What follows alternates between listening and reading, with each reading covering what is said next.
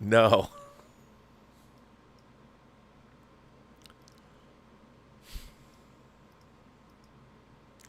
Hey, my name is King. If you don't know who I am, my name is Israel King. I'm a writer, director, and anime commentator on my main channel, King Tannic. Now, if you've been a fan of pop culture for any amount of time, then you surely must have noticed the sudden rise in popularity in anime and manga. Films breaking box office records, series topping the most pirated show of the year chart, and of course, the very apparent fan base that has surrounded it. According to a poll back in February of this year, about 50% of Gen Z watches anime. Now, if you're not Gen Z, it can be kind of hard not knowing anything about this new, sudden, very popular corner in the pop culture zeitgeist. And that's where we come in. King Tannic and the Burnettwork have partnered to bring you the best anime and manga related news show on YouTube. The Otaku Experience is your go-to place to find out the biggest stories of the week in the anime and manga industry. Still not convinced? Try the show out for yourself. The show airs Thursdays at 2 p.m. Pacific Daylight Time or 5 p.m. Eastern. The Otaku Experience, only on the Burnettwork. Greetings, imagination connoisseurs. Once again, it is I, your Duke of Dope Discourse, Robert Meyer Burnett. I invite you to watch and listen to the Designing Hollywood podcast, brought to you by Martika Ibarra and the great, legendary Hollywood costume designer, Marilyn Vance. I am afforded the wonderful opportunity of co-hosting the show. If you are interested in the magic of Hollywood, the design of Hollywood, the clothes of Hollywood, watch the Designing Hollywood podcast, available wherever you get your podcasts from, or find the video version on the John Campea YouTube channel. That's right, the Designing Hollywood podcast. Why would you ever want to miss it? Especially if you love the movies. There's a company called Hot Toys, and they make these insanely realistic,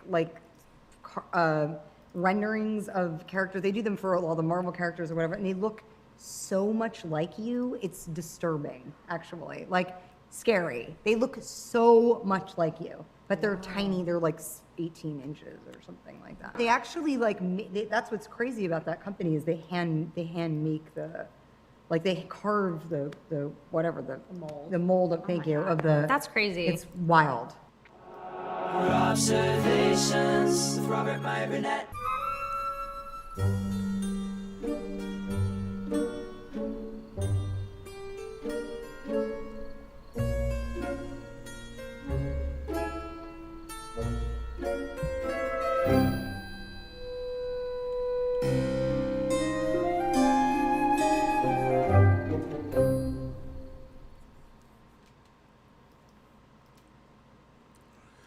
Well, greetings, imagination connoisseurs. Once again, it is I, your Duke of Dope Discourse, your master of fun and wonder and all the other nicknames you've hung on me, Robert Meyer Burnett, and this is Midnight Musings episode 58. And it's really not a show. You don't tune in for me. You don't. You tune in for my cohorts, my billowing and my smooth, soulful Lail, Rockwell, the 1/6 scale man. How are you guys? How's it going? What's going on, man? How you doing, brother? I'm doing well. You know, all I drink now these days is water. Good. You know, I'm drinking I'm drinking 10 mason jars full of water a day. Good. Working out. You know, figure give a total cleanse. I've been doing it for 2 weeks. I'll tell you, sleep better, you feel better. You feel better. Yeah, it's good. You know, I do that occasionally because I'm a raging alcoholic. Then you stop drinking for a couple of years, work out, then you can start your raging alcoholism again. Give you let your liver reconstitute. So I figured for the summer, yeah, why not get trim, lean, mean? You know. Yeah. How are you both? Have you noticed already that is billowing? Yeah, I've noticed that. I have noticed. I've definitely noticed. All right, so I haven't really talked about this, but Lael, I know you've seen it.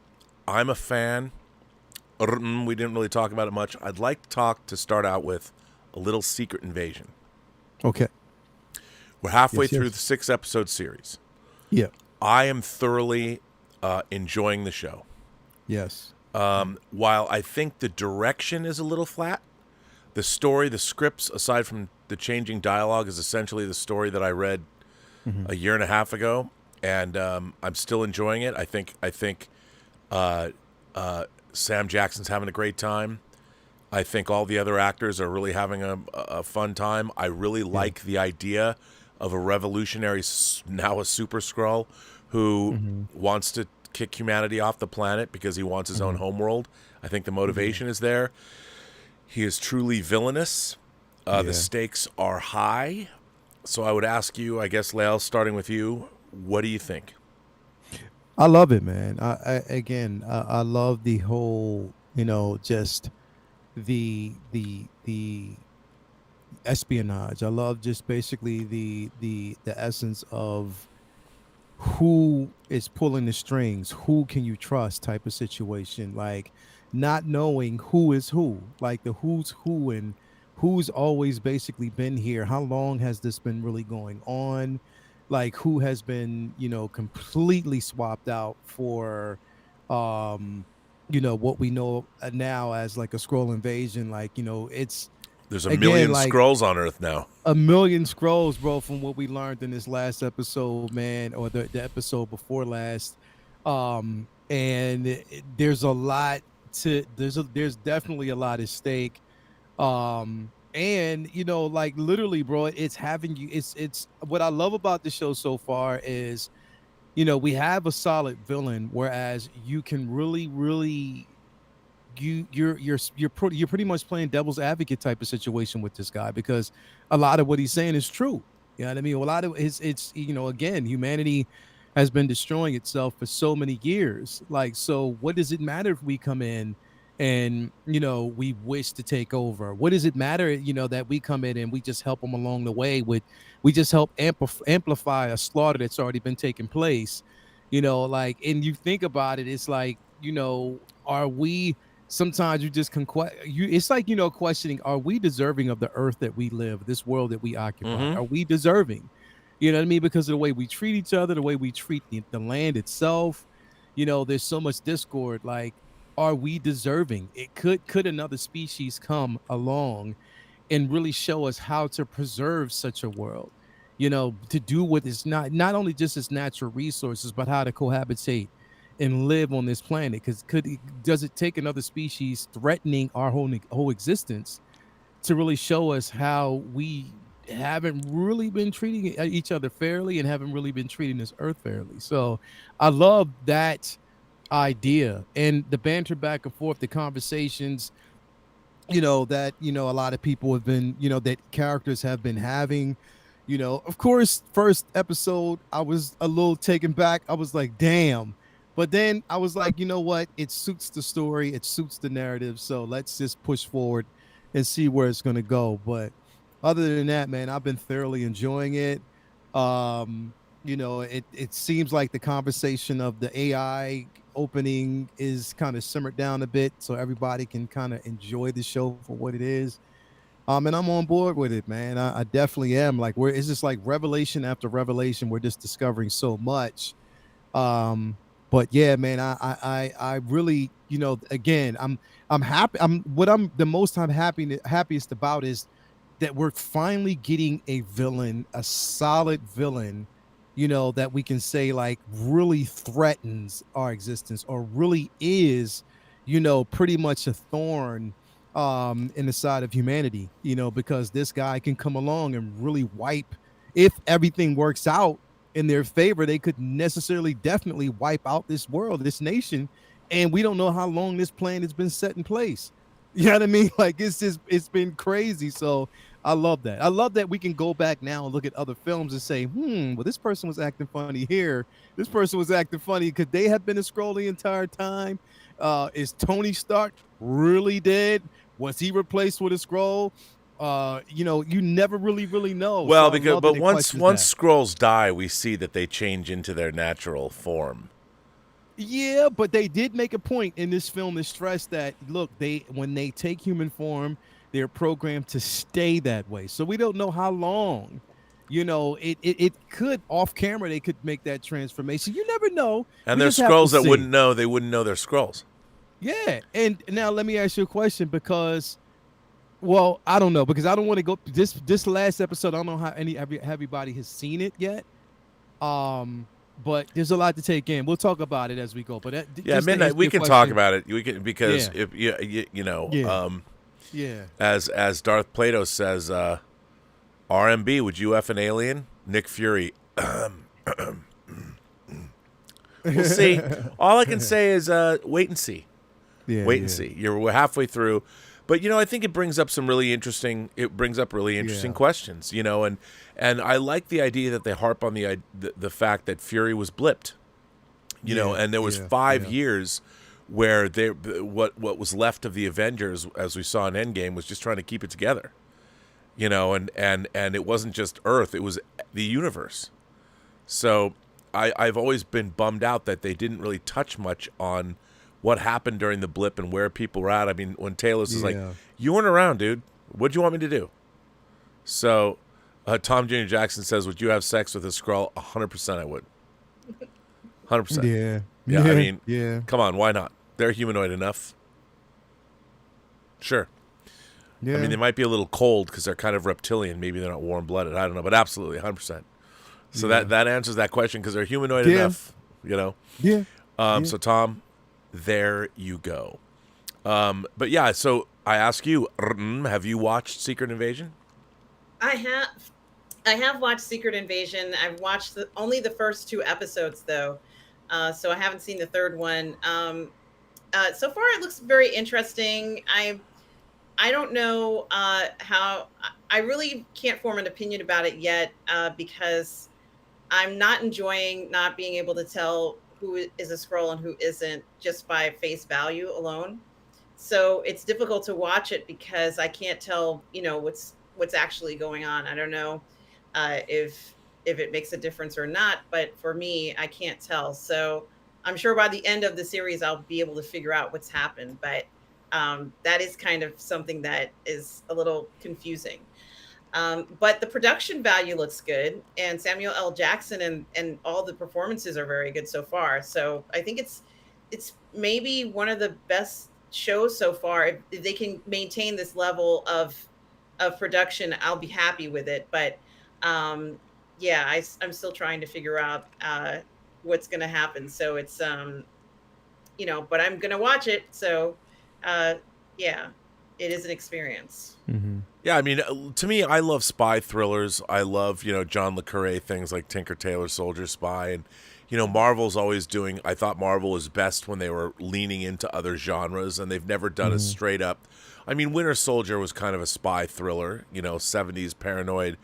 And this kind of falls in line with that, and certainly the paranoia of people aren't who they think you think they are, or and Gravik I think is a good villain with a proper motivation, a motivation that I think is good, in that he has a cause, a righteous cause, wants his own home world, which makes sense to me. So, we shall see. I don't know. I think people are going to enjoy where it goes. Wait a minute. Wait a minute. Rob, what the hell, man? Wait. What the hell, man? Rob, come on. Bro, what?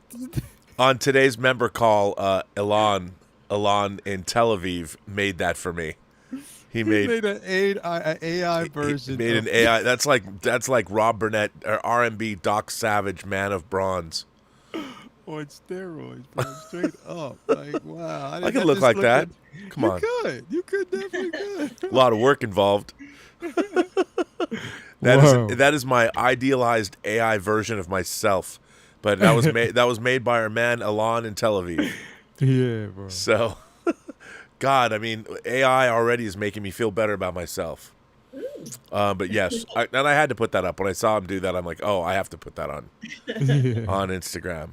But yeah, there you go. It would be a lot of work, and I don't know if I could do it at my age, but I can. You could do it. A man can dream.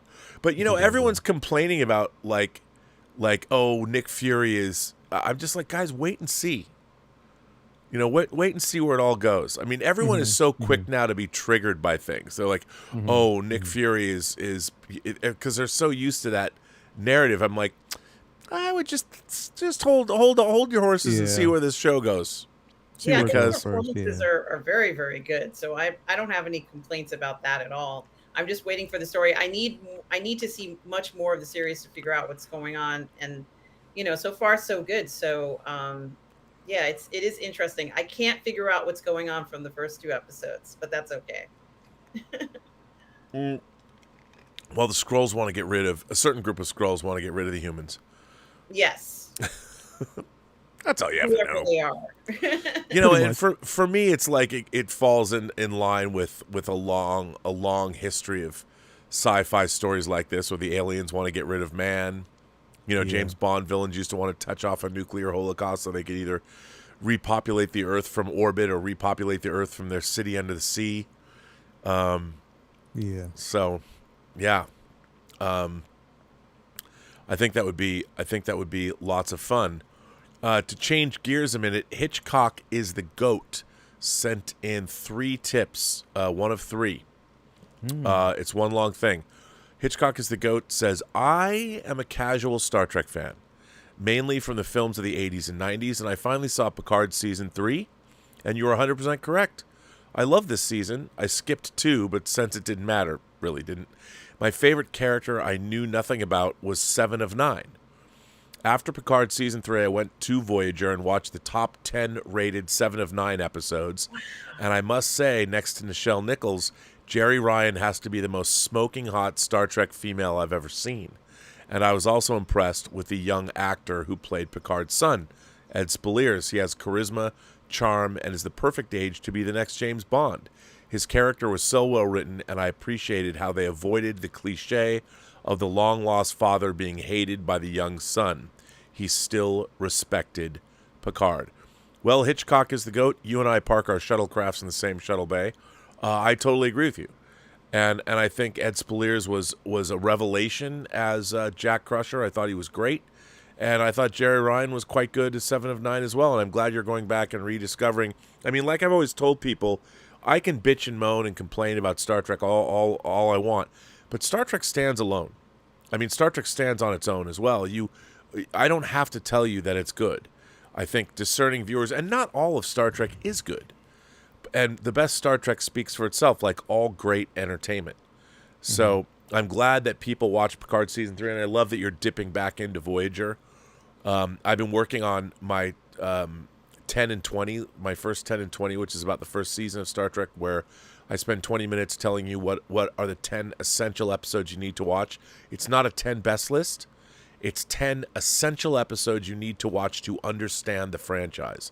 There's some of the episodes aren't as good as a top 10 list, but you need to watch them to give you an overview of what Star Trek is. And I wanted to make these lists give people leeway to go back in and watch and discover things themselves.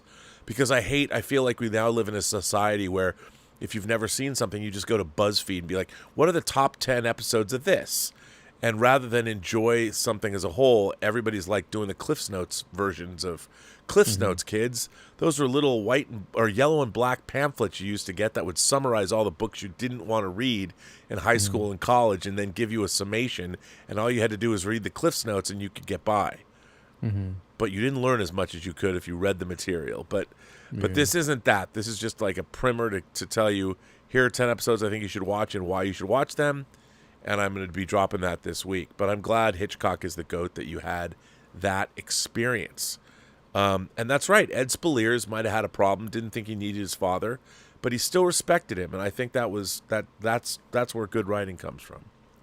So thanks for that. Now, I want to ask you guys, Indiana Jones, Star Wars, Star Trek, The Little Mermaid, Doctor Who, Marvel. Everybody's disappointed in all of our franchises. We've got Mission Impossible, another franchise that by all reports is fantastic. We're going to see that in 5 days. Can't wait. So my question to you all is, to the both of you, is this. Are our franchises, have they all run out of gas? Do we need to stop mining IP of the past and looking only forward? Or is there a world where these venerable IPs that have been around, in the case of Doctor Who 60 years, Star Trek 57 years, Star Wars is going to be it's 46 years old today, or not today, but this year. Are franchises done? Does Hollywood have to start looking for original material, or what? What do you think? Well, I could start off by answering that by saying that I think that the franchises are not done. However, people aren't going to watch shows that aren't any good, writing that's poor. I think people are looking at movies, and for certain franchise where you used to rely on a great performance or great writing, and they're not getting that. The writing isn't up to par for some parts of it, and people aren't happy with that. So, I remember years before when you would see a Disney film and you would just know it was going to be good. And, sadly that's kind of slipped away, but I think it's because, they've kind of moved away from specific writers, and maybe even some animators in some cases who have experience, who have years and years and years of experience. Maybe you need to have people who have 20 years of experience being performers on some of these shows. Maybe that's what it takes to really create something that is going to have a lasting impression. I think that also, we've talked about this before, about how we don't have special music for a lot of these movies anymore, where you would have a talented artist write and compose original songs sometimes for movies or for shows or TV. And those songs would go to number one, and they would, we'd be listening to them over and over again and kind of enjoying it. And we just don't really seem to have that with a lot of entertainment anymore. And I think that that's kind of something that's missing. But I also think that a lot of the performers, and I'm not knocking new writers or anything, but I think there is something to be said for someone who has been doing something for 20 years and has proved themselves, maybe even longer in some cases. I just watched two incredible movies. I watched Beauty and the Beast, the animated Disney film, just a few hours ago on the Rainius channel, and we were talking about how so many of the performers in the particular animated series had 20, 30 years on Broadway or in entertainment. And I think that you can rely on those types of performances, even in some cases for the children's roles. It would be an adult who's doing that children's role, but regardless, it was a performance that you knew was going to be outstanding. And it says a lot when you're taking people who have that experience and you're investing the writing that they want to do, that where they know where they can hit a chord when they're making a film, and it's the right chord, and it doesn't feel like it's lacking anything. I think it says a lot. But it's that coordinated effort of these 5 elements together, and you start to remove certain things from it. I mean, I noticed right away when we didn't get movies with top 10 hits. That was a huge big deal. You used to go and buy the record or the album to a movie. Well, we're not really doing a lot of that anymore. And then all of a sudden they want to bring in new writers who may not have as much experience, and everybody has to start from somewhere. But does it have to be on something where it requires a huge amount of research to understand what the IP is about, what an established IP is about? Well, guess what? You're going to run into problems and discrepancies when you're kind of putting somebody in a position where they have to write about something like that. And even the talent from, let's say, the CGI people or animators or whatever it is, those individuals who, we rely on or perhaps rely on too often to make up for certain things that they feel should be in a film, where something suddenly now has become heavily CGI. Well, that doesn't necessarily mean it's going to make the film any better. Right. So, looking at practical effects, we're going to be doing something about The Thing coming up, and The Thing from 1980, where there were so many practical effects in it, and everybody talks about how great it looked, how amazing it looked. Well, there's a reason why it looks great. The execution of the practical effect certainly is something that is a skill. It's an art, and people notice it and they love seeing it and they're amazed by it. And people imitate this stuff and they learn how to create and continue that craft.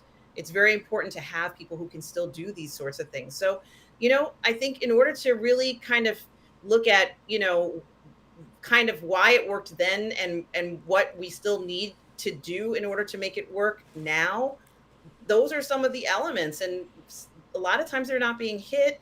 But we keep believing, I keep believing that it's gonna someday it's all gonna sink back. I keep thinking that we're gonna get these talented, let's say animators, CGI people, and the writers are gonna come back, and we're gonna have these incredible performers with a lot of experience, and musicians are gonna there's gonna be a musician who's gonna come in and write it. I think the last movie I ever really saw that had a musician who wrote a song was obviously James Bond's film, because they're known for having someone write a hit song for it. But maybe you really do need to have people who know what they're doing and trust in those experienced people who've been doing this stuff for 20, 30, 40 years.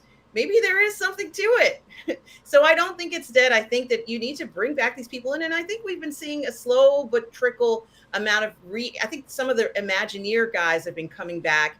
They've kind of called some of them back to work. But, after pushing people away for years and years and years, it's going to be kind of hard to reestablish, the workhorse and essentially what a lot of these studios were doing, which looked kind of flawless, but actually was a tremendous amount of work. So that's how I view it. Lael, you were talking on a stream that we were doing before this. You were waxing rhapsodic about the meaning of the original Star Wars trilogy. Mm-hmm. And I thought you had a lot of great points to make. But what really struck me is that the kind of conversation that what you were talking about, this was what movies were for us growing up. They had this kind of soulful resonance, and we identified with the characters and their struggles, and these struggles spoke to the universality of human experience and how all of us have these kinds of things. And now I kind of feel like everyone is falling back on tropes and things that are easy, and they're not taking the time to craft narratives that, have that Joseph Campbell, the hero's journey, universality to like the original Star Wars trilogy. And I was wondering, do you think that's a big problem too? Is that I think it's a huge problem. I think it's a huge problem because the thing is, remember that the stories that were told back then were new then. They were new stories that were told for that time period. So it made sense for that era. You know what I mean? The stories that we got, the evolution of writing then was for that time period. And we loved it because it was a fresh take on things that we hadn't seen before at that point, because writing was evolved. And on top of that, it was substance over spectacle. We had to rely on writing. It wasn't about the visual effects because we didn't have the technology that we have now. You know what I mean? So it was the writing that allowed us to relate to each individual character, the pacing, like whether it was the first, second, third act, it was engaging. It was the writing itself allowed us to imagine the environment, to feel the environment through the writing and through the way the actors portrayed the characters, the weight that they gave those characters. But the writing, again, was what pushed it forward. But it was stories at that time that served a purpose for then. Now we're seeing that those tropes, it becomes a trope because they're rehashing on those stories because they don't. Here's the thing, bro. It seems like they don't have the confidence to believe that us as viewers can also evolve, that we can evolve with the stories, that we can basically bring in, or we can accept new stories that are basically written. They feel as though that we have to, all right, as a writer or as a studio, we have to get in the way of the creatives, and we have to tell them, hey, look, the fans are going to want this, so we want you to put this in there. Instead of like just saying, you know what, we trust your vision, we trust that you will take the story to where it needs to go. They're getting in the way. And that's one of the things that we're seeing right now, and why, we ourselves don't have as much confidence in these IPs that we used to. Like, the thing is, yes, I want Star Wars to evolve. You know what I mean? I want to see the evolution. I want the MCU to evolve. But the only way that can happen is if the creatives completely step out of the way and trust the people that they put in those positions to create a good story. At the same time, focus in on the story, barrel down on the story, writing a really accepting story that we ourselves are ready to engage in. I can basically, myself, I can accept a good story scaled back on, a lot of CGI. Case in point, what we got from Winter Soldier. That was an incredible story. Wasn't Yeah. a lot of CGI in that film. Wasn't a lot. It wasn't oversaturated Well, because we trusted the story. Yeah, I mean, they had a lot of real environments. They weren't shooting Yeah. everything against green screen in Atlanta. On our volume or anything like that. Yeah. No, it was environments that we actually saw, and we trusted the process, and I think it was incredible. And I think that they need to stick with that instead of giving us like these, I mean, high-end. So it's like it's a catch-22. They have to trust that we ourselves are willing to evolve, but at the same time, us as fans, we have to show them that we are willing to evolve and we will accept a level of change, because I think it goes both ways. A weight does fall on Hollywood, but it also falls on the acceptance of the viewer if the story is right and if it serves a purpose, and at the same time people feel as though they give a shit about these stories. If we don't feel as though you really give a shit about the IP, and we see it based on the writing, based on the directing, then yes, a lot of people are going to check out and they're not going to have confidence in the next project. That's just the way I feel. But the thing is, like I said, I hold out just hoping that we will see that change coming soon, bro, to be quite honest. No, I do. Well, look, Hollywood is in real trouble. Warner Brothers has lost a lot of money. Disney has lost an incredible amount of money in the last year, on these projects, movies. Like, as much as I like the idea of an Indiana Jones movie, I can't wrap my head around the fact that, including prints and advertising and how much they actually spent on the movie, you're looking at a $400 million plus expenditure. And you go back to Raiders, and I know Raiders was made in 1980, 80 to 81. And now in adjusted dollars, Raiders would have cost $60 million. And it would have grossed in adjusted dollars over $1 billion. I just don't understand how a studio decides to greenlight a $300 million plus prints and advertising Indiana Jones movie. An Indiana Jones movie that at the time was starring a 78-year-old Harrison Ford as Indiana Jones when they were making it. I guess I don't understand. I mean, obviously, it's what Lucasfilm owns, and I understand it's an IP that is beloved. Mm-hmm. But all the decisions, and when we've seen the movie, and I don't have hate for Phoebe Waller-Bridge, because as we were talking about earlier, I really liked the first season of Killing Eve. I really liked Fleabag. I thought it was hilarious. I think she's gotten a bad rap in fandom. I think anybody that, because guys haven't seen Fleabag, so they don't know what that's all about, and they don't understand how talented of a writer she really is.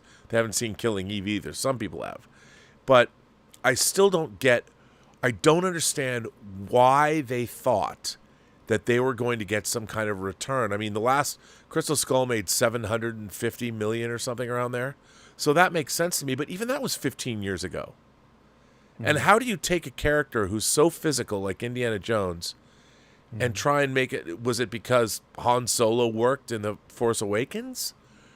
And I don't see how, like, what's really interesting, it's not just because of internet backlash. You have a whole generation of people that did not grow up in the 80s that have no particular affection for Indiana Jones. So with the corporate wisdom, and Disney knows this, they wanted to add a bunch of different new younger characters in their Star Wars sequel. Why did they think that making a $300 million Indiana Jones movie, or even a $200 million Indiana Jones movie in this day and age, was the right thing to do? Mm-hmm. And I don't mean to diss on them for doing it, but I just don't get, especially when a corporation's looking for stuff to make. Yeah. If they had made the Indiana Jones movie for $150 million, they'd be okay now. Yeah. But now they're going to end up taking a huge bath, and they've tainted a franchise. They've tainted so many things with this movie, and it's not a horrible movie. No, not in the slightest. It's not at all. Not a horrible film. I just think that it's not a horrible film, and I thoroughly enjoyed it. And the thing is, I love Phoebe Waller-Bridge as a writer and a performer. I do, because I love her I love her take on whatever she's writing.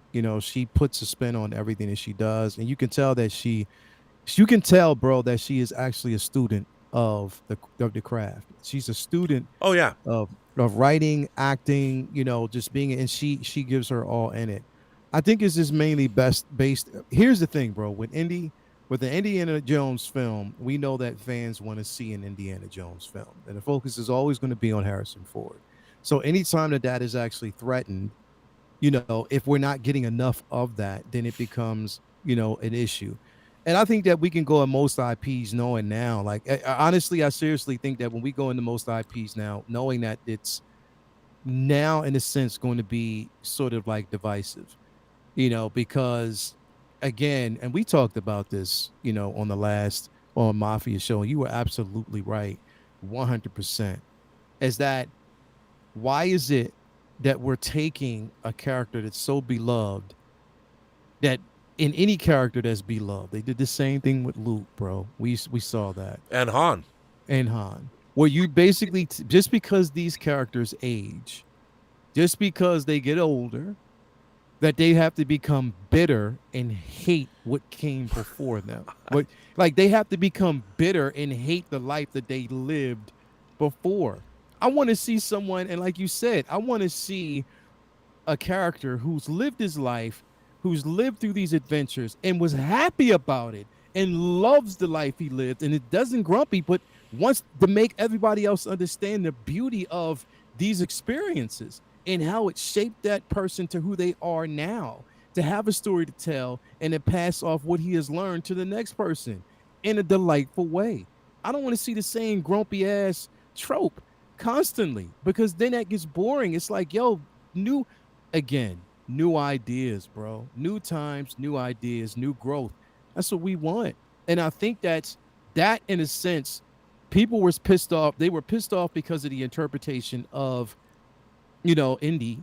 And because of that, it filtered out to like everything else about the film just became horrible. They didn't like certain things that happened in the film. I don't think it was bad at all. I thoroughly enjoyed the film for what it was, but I can understand both sides. If a person is seeing this version of Indy, it's like, wow, this is a deviation of the person that we knew, which was the same thing I felt in the same way that I actually felt about, Luke, and how that was done in The Last Jedi. You know what I mean? I didn't like that interpretation of Luke, because the thing is, you didn't show us how he got to that point.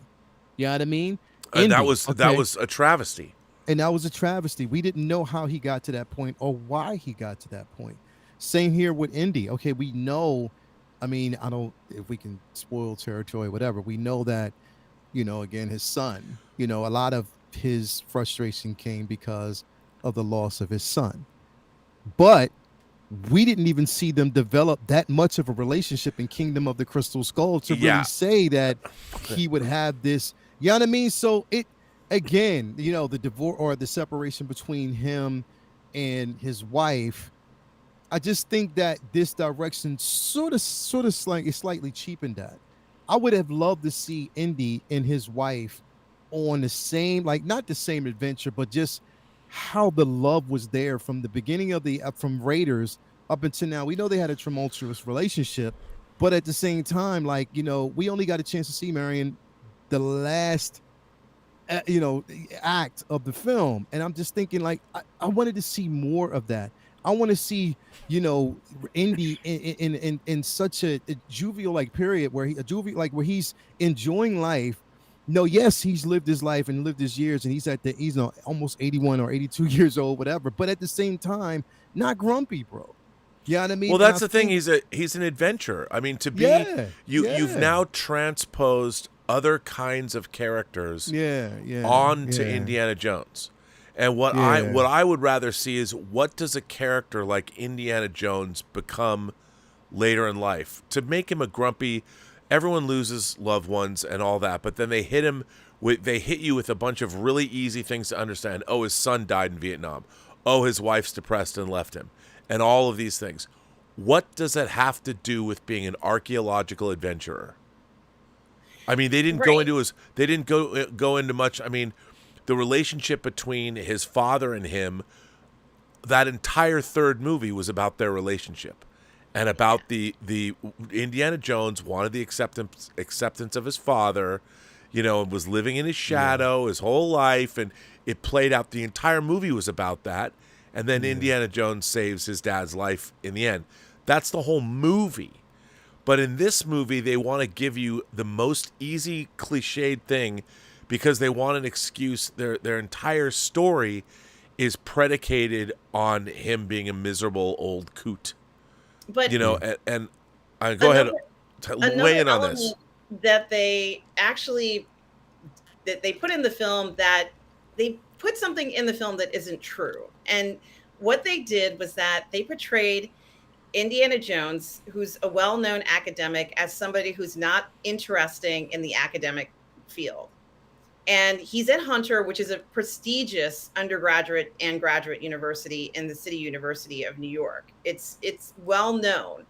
And they kind of made it seem as if he was there and it didn't matter and no one cared that he was, had all these accolades. There's a ton of well-known, well-awarded professors at Hunter University. So, at Hunter College. So I'm very surprised at the way that they depicted it, because they made it seem as if he was at the bottom of the barrel, and nobody cared that he was there, and they had the party for him, but it wasn't joyous occasion.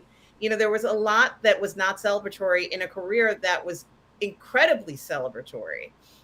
This was supposed to, it doesn't matter that he's, whatever other school he might have been in, people are still going to want to take classes with him. They're still going to want to study with him. And students are not showing up to class, falling asleep. And a professor who's done so much work, has found so many amazing treasures and different things. They would be fighting to be in that class, as I said last week. So they immediately, like from the very beginning of portraying Indiana Jones as a character we don't even recognize. I mean, half the time we've seen him teaching classes and the girls are all like eyeballing him and looking at him. People would be very interested to work with a prestigious professor like this. So I think that alone was kind of, I'm not going to say it's not an accurate description of how he actually is. And also I think that, academia is fantastic, even though there may be views that people don't care for right now. It is a place for exploration and learning and growth. And I think a lot of the geek community is well entrenched in the academic community as well. This is not us. Like, this is not how I see academics. And I think it was not a very accurate portrayal of Indiana Jones. Well, and I also think that there was weird, like, okay, they're celebrating the moon landing, the most at the time, maybe even still the most significant event in human history. All of those college students, like the rest of New York, would be out celebrating. That they would be out on the streets, and Indiana Jones would be the first person. Like, here's what I don't understand. If someone came to me just off the, and I was saying this in this earlier stream, if someone came to me and said, okay, Rob, you have 5 minutes to come up with an Indiana Jones story when he's 7 years old, the first thing that I would say is, what happens to a man as a man gets older and has absolute proof that God exists, has absolute proof that aliens are real, that has absolute proof that mysticism in the Far East is real, and God knows all the things that he's seen that we've never seen depicted on screen. This guy would be one of the most, like I said, he would be fucking Gandalf. He would know the secrets of the universe because he's seen them. And in the case of the Ark of the Covenant, when he closed his eyes, there were a bunch of Nazis, and when he opened them, there's a bunch of melted dead Nazi sludge on the grounds, there was nothing left. There was a huge conflagration and the Ark was closed. So he knows all of these things. And they made it seem like this idea that, I've seen things I can't explain. Yes, you can explain them. Yes, that's just what the Hebrews thought. Fire, power, God, it's right there. And so if you're that guy, I think that as a person, even if your son died, you're going to be like, okay, I've lost someone close to me, but the universe, creation, is a much more interesting place. Yeah. And knowing what I know, seeing what I've seen, experiencing what I've experienced, he should be like the Zen master. And he's not a normal guy. He's a guy that over the course of, the first time we met him was in 36, and then his next adventure was in 35, so now you're looking at 69. 69, dude. So you're looking at 3.5 decades of adventuring around the world through multiple time periods, I just don't believe that the character of Indiana Jones would be the way he's written in this movie. Yeah. I didn't believe it. So I would have, the first thing I would have said to come up with an idea, I'm like, what does that guy do when he thought he's seen so much, it's time to hang up his hat? What would be the thing that would get him to put his hat back on? You know, it'd have to be pretty spectacular. And I just don't think that they fulfilled that for me. I mean, the MacGuffin, the Archimedes, the whole thing was interesting, but I just felt that it wasn't personal to him, not personal enough. They made it that way, but I just didn't buy into all of that. If it was that personal to him, wouldn't he have been in a better mood? Yeah. Like, you know, and I feel like the problem with our franchises now, and I feel this way about everything. Like when I watch modern Star Trek episodes, I'm like, okay, guys, if A, B, and C are true, D, E, and F also have to be true. And I feel like no one who's writing these things is sitting in a room going, okay, wait a minute. If Indiana Jones is this way, shouldn't these things also be true? And if these things are also true, then he wouldn't be the way we're deciding to write him. It's like they pre-decided to write him as this character that doesn't bear much resemblance to the Indy we know, and then they stuck with that rather than bring us something new. The grizzled old man, sad sack old guy is as stereotyped as, it's one of the oldest tropes in the world, especially with characters that we see that grow up and go. It would have been much more interesting to take him in the opposite direction. And you know what, Rob? He was playing himself. Well, that's the problem with all. Harrison Ford was playing himself in real life. All of these actors are doing that same thing. Patrick Stewart's like, I want to bring my actual real life trauma about my broken home and inject it into Star Trek. I know they have to do that. They have to appease these actors, but actors are not writers. Some are. Some are. Some become writer directors. But the actors, when they want to inject their own personality into them, I feel like there's got to be somebody that pushes back and goes, no, it doesn't work. It doesn't work like that. No. And I feel that way. We're getting tropish writing from everybody now. It's all the easy way out. It hasn't been well thought out. I feel like the writing that we're getting is really substandard, and I think it's because people don't know how to write anymore. There was already such rules behind writing screenplays, but now I feel like it's not even the rules, it's just the tropes. We fill up our scripts and stories with trope after trope after trope. Rob, let me ask you a question. Of writers changed? Have we had a shift in the experience and age of writers for television and cinema over the last 10, 15 years? I think the problem is, I honestly believe that our educational system has some of the blame, because when I was growing up, like in junior high and high school, we had to read certain books and write papers on them, and in college as well. And I feel like no one reads very much anymore, and certainly no one reads the great canon of literature that you had to read, whether it was Shakespeare. I certainly never, when I watch or listen to or read about Hollywood writers talking about what they're writing, they hardly ever cite literary works. I hardly ever hear people bringing up classic science fiction or stories, or, I mean, people might talk about Stephen King, like the Duffer Brothers, when they're talking about making Stranger Things, because it's basically one big Stephen King story that he didn't write. But it's a very weird thing, and I feel like especially with Star Trek Strange New Worlds, I watch these shows and I'm like, all of this stuff is elementary school level rehashes of things that we've already seen all over the place, and I'm perplexed by the quality of the stories they're telling. And it's not because it's very much a creative writing class that we're experiencing. I wanted to ask you a question, Rob, and because I was just thinking about this as well. Like, do you think that with the writer's strike and everything that's happening right now, what's going on, do you think that it is, the studio themselves or the companies that are behind it can actually demand and say, well, okay, if we are willing to come to some type of negotiation and some type of, I think that, like, there's a cause and effect for certain things, and like if we're willing to come to some type of agreement, then we have a right to demand that we get more creative or better scripts, or what we're seeing that you're putting your heart into which you're writing, that we have a right to demand that and turn down scripts that we don't think are up to par.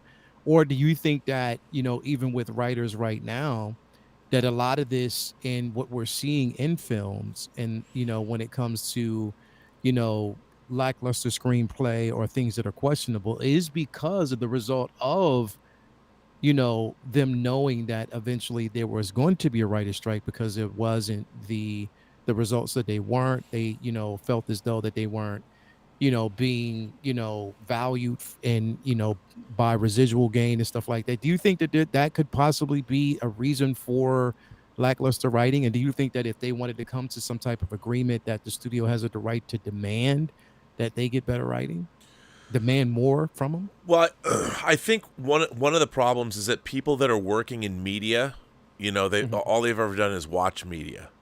Yeah. So we're not seeing. I think a general education where you like just behind me, there you can't really see him in this picture, but I talked about how I took these books off my grandfather's shelf, and they were the books he had in college. O. Henry, the complete works of Mark Twain, some Shakespeare, William Makepeace Thackeray. I mean, all these are all, and O. Henry, the stories of O. Henry. And, I go through these books, and I such wonderful words, wonderful writing, and I just take these books. I always have my head buried in books somewhere. And I feel that one of the problems is storytelling, unless you're talking in pictograms, is literary based. All of these storylines are coming out of literature, and these forms have already been explored for thousands, well, hundreds, and sometimes thousands of years. And I feel like we're not seeing, like, certainly with Star Trek, there is almost 1,000 hours of previously existing Star Trek that you can watch. Like the form of what Star Trek is. And then there's social satire. There's all these things that or social awareness that's part of Star Trek. But I feel like if you were going to work on a show like Star Trek or Star Wars or anything else, if you got that gig, Nicholas Meyer knew nothing about Star Trek when he got the job directing Star Trek 2. Never seen an episode. He went and immersed himself in it and figured out, like, okay, he understands the classical storytelling nature. He's like, okay, I got it. I see what they're doing here. And he was able, because he was a very highly educated man. He was already a novelist and a playwright. He'd already directed a movie before. So he was already familiar with these things, and he had a great, call it a classical education. So he comes on in and is able to take Star Trek 2. Star Trek 2 is full of literary allusions, whether it's Tale of Two Cities, whether it's Herman Melville, whether it's all, there's so many things and Shakespeare. There's so many things that are in Star Trek 2 that are based in some of the great works of the Western canon from the last 500 years. Yeah. And that it purposefully injected all of that into his work. And I feel like, and because he has that knowledge base to draw from when he writes, I think if you were to ask a number of Star Trek writers or TV writers today, explain to me the story of Moby Dick and why is Captain Ahab important? And let's talk about how does that story work as far as the structure of Star Trek II, The Wrath of Khan is concerned. And I think a lot of people couldn't answer you.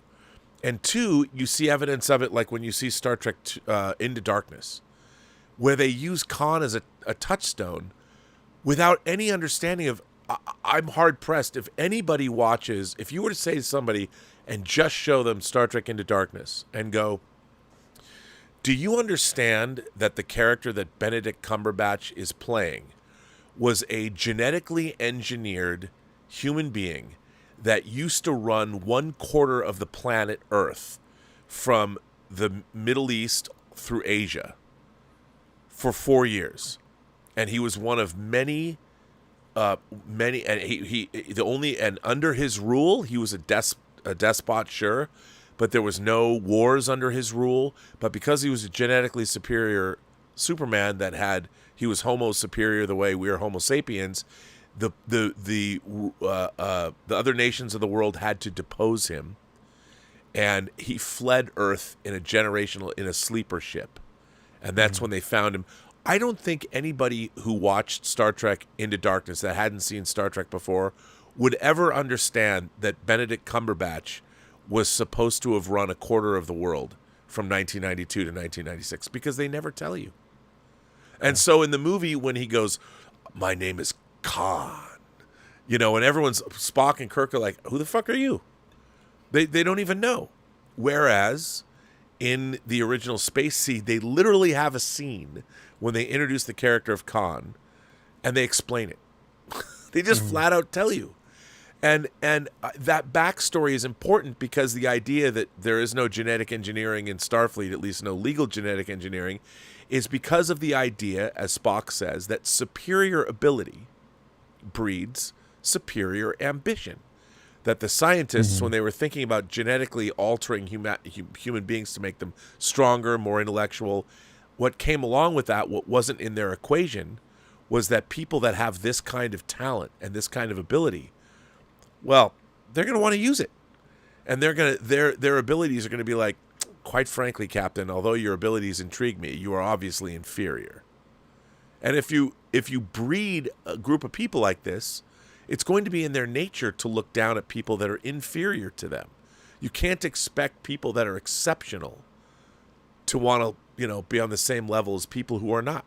And that was the mistake the scientists made. And that's the whole point of the whole eugenics. They talk about the eugenics wars in Star Trek. Well, that's what happened. These supermen, these genetically engineered men and women, took power across the globe because they could. And they don't even inject this into the story. And it's like, that means when I watch Star Trek Into Darkness, I'm like, the people that wrote this movie, which one of them was Alex Kurtzman and Bob Orsi, and then J.J. Abrams, who directed this movie and didn't seem to care that there was no, I since he never liked Star Trek, he probably never watched Space Seed, so he never understood who Khan was anyway, because Khan's backstory is not dealt with very much in Star Trek II: The Wrath of Khan either. Because the people he knew, because Nicholas Meyer just figured, well, if people want to know Khan's backstory, they will have seen the episode on syndicated television. And what I don't understand is all of these people who are in charge of doing franchise work, they don't do the homework of the very franchises that they're working in. And I guess it's too daunting, but we have. Yeah. We, the audience, have this broad base of knowledge, not just of Star Trek, Star Wars, Doctor Who, Disney animation, but we know all this other stuff that goes. The reason we're the kind of people that like these things is we already have a broad base of knowledge about the world around us. And so we're attracted to science fiction, fantasy, horror, larger than life. That's why we play video games. That's why we're arrested adolescents or aging man children, because we have a whole spectrum of other interests. Paul Chatto did a video on this, that you're not just interested in space or sci-fi or horror. You're interested in 100 other different things that come along with those interests. And we have people that are working on these franchises now that come along and we're going to hire this person to work on The Acolyte, or we're going to hire this person to work on She-Hulk. They don't really know anything about She-Hulk. They didn't read John Byrne's run of She-Hulk, where all this wall breaking came from. They might have read a few issues and like, okay, I got it. But judging by the finished product, no, you don't got it. And it's so frustrating. So the question about the writer's strike is, the thing is, the business of writing has changed, and the corporations will do anything to fuck you to make their bottom line bigger. So writers have always been hosed by Hollywood, but now they're getting hosed even more because of streaming. Streaming is not ad revenue based, not yet. It's going to go back to that. But so I think writers are being treated unfairly, and they should be making more, because in the long run, I think you spend more to make more, and you want to have the best writers. You want to have, because look at how many things are failing. It's amazing to me. to watch a show like Citadel. $300 million for 6 40-minute episodes. That's insane. That's insane, because they had to reshoot the show. I mean, you read articles about that. The Russo brothers were cutting their own version of the show, and then they had to go back and recut or reshoot what they wanted to shoot because they had 2 different teams of people. They had the people that were actually making the show. They were cutting their own version of the show. And then you had the Russo brothers, who were producers again, not working with their team. They had their own team in LA doing their own thing. Like, that's fucking insanity. This is why things are so expensive.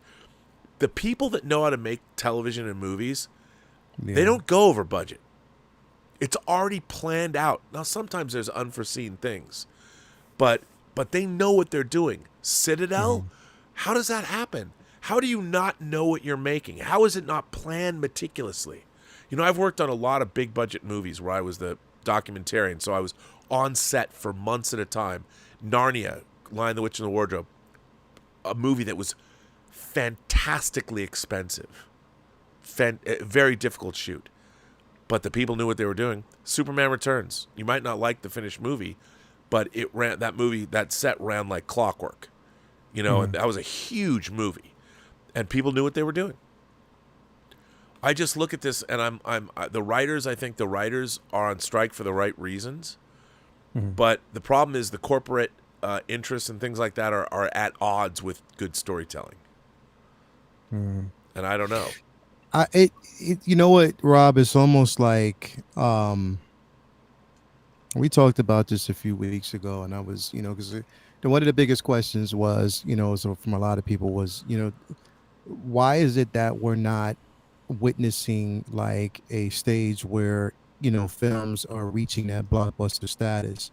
Why films, or, from our perspective and basing it on what we've seen from the past, from our interpretation, that films are underperforming, that they're not, reaching, they're not making the budget or budget cost, or, it's just a very disappointing, theatrical experience right now. And it's, we were talking about like, well, and I was asking, could the half of this have to do with still we're living in that, here's my question is does the pandemic, do we feel as though the pandemic may actually be part of it still?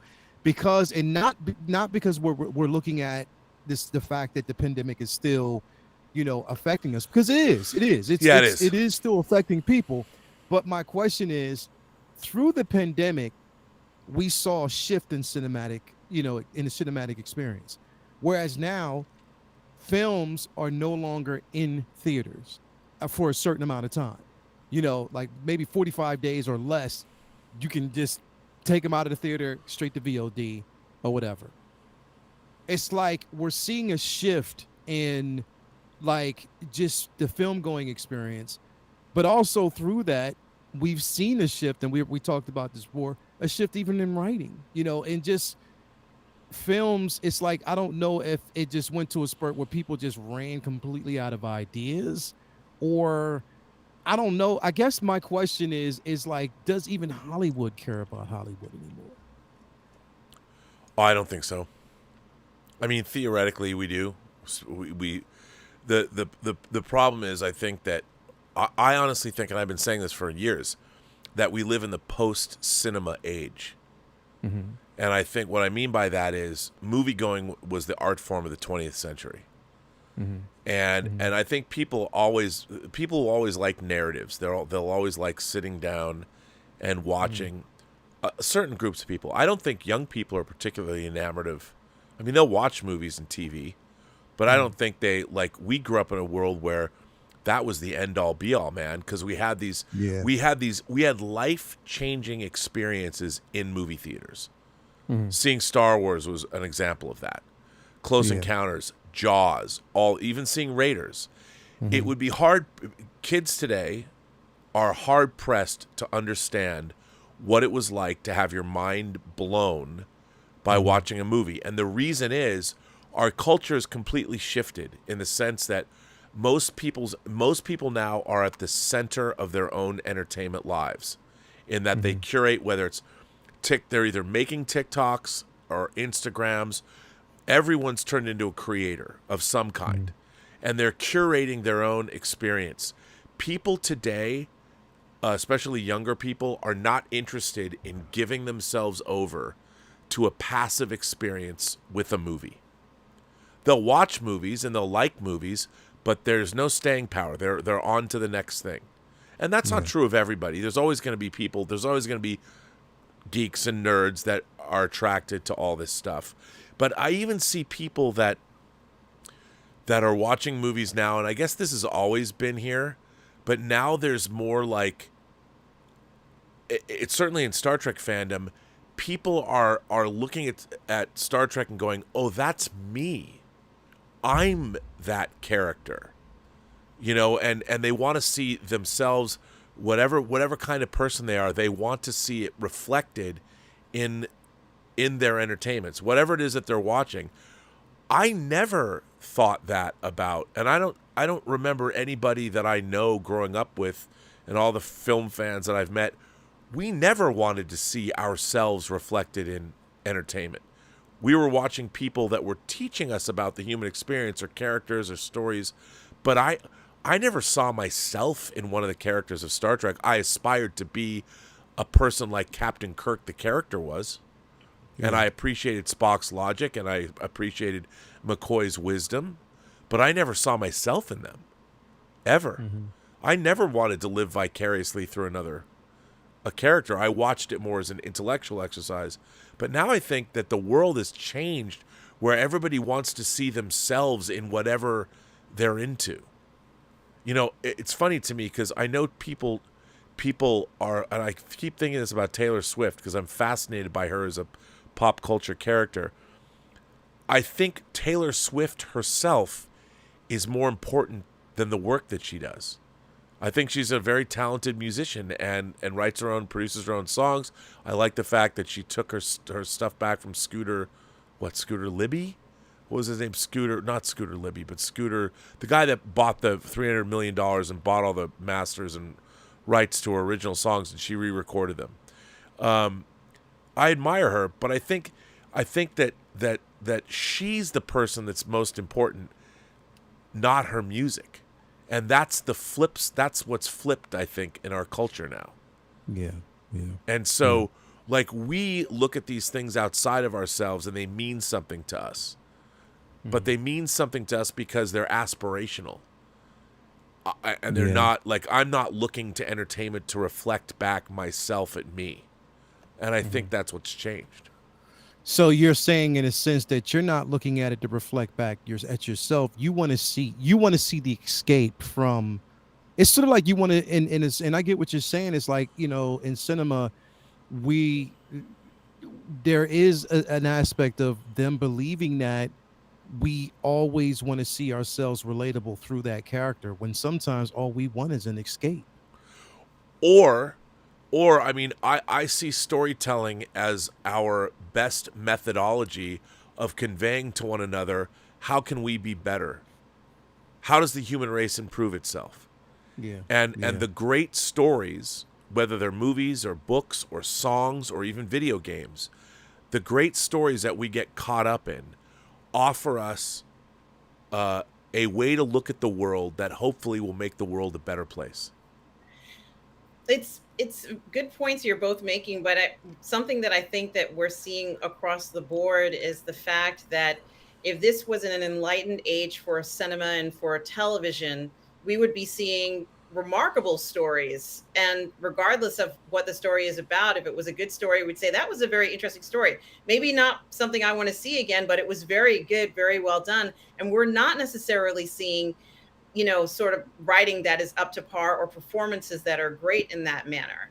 And it's completely fine to go ahead and remember in school all these different books that we've studied and the reasons why we had to study them, like Moby Dick or, whatever story it is. But it was because that story was considered a fantastic story. And we're not getting that fantastic story, regardless of what the movie is about. I mean, if Indiana Jones was a fantastic story and they explored, different things in it, that would have been another situation altogether. If the story itself was fantastic and we walked away and said, wow, that was great, I think it would have been a completely different experience, but we didn't get that fantastic story I think we would have liked to have gotten. And that's a repeated problem across the board in television and in cinema. And I try to think of the notion of, we're getting stories and they're written, but they're not quite hitting all the marks of where we're considering that a quality story. And so, I think there's always going to be room for experimentation. If this was going to be the era of experimentation where people wanted to see themselves represented, that would have been one thing if it had the fantastic story to back it up. But we're not getting that included in it. And so it feels very empty. It feels very like it is really missing something, overall. So what you're saying, okay, so I get it now. So this is, Rob, I got it. This is the formula that was missing. This is a formula that I think that was actually missing. Just follow me here. Indiana Jones goes back to his office. After teaching a class, he sits down, realizes that there was something missing from his life, that adventure, everything that he actually needed and he wanted. He still has that fire burning inside of him. As he goes down to grade a couple papers, he looks up and he sees a shadow of a woman walking in class past his glass, hair billowing.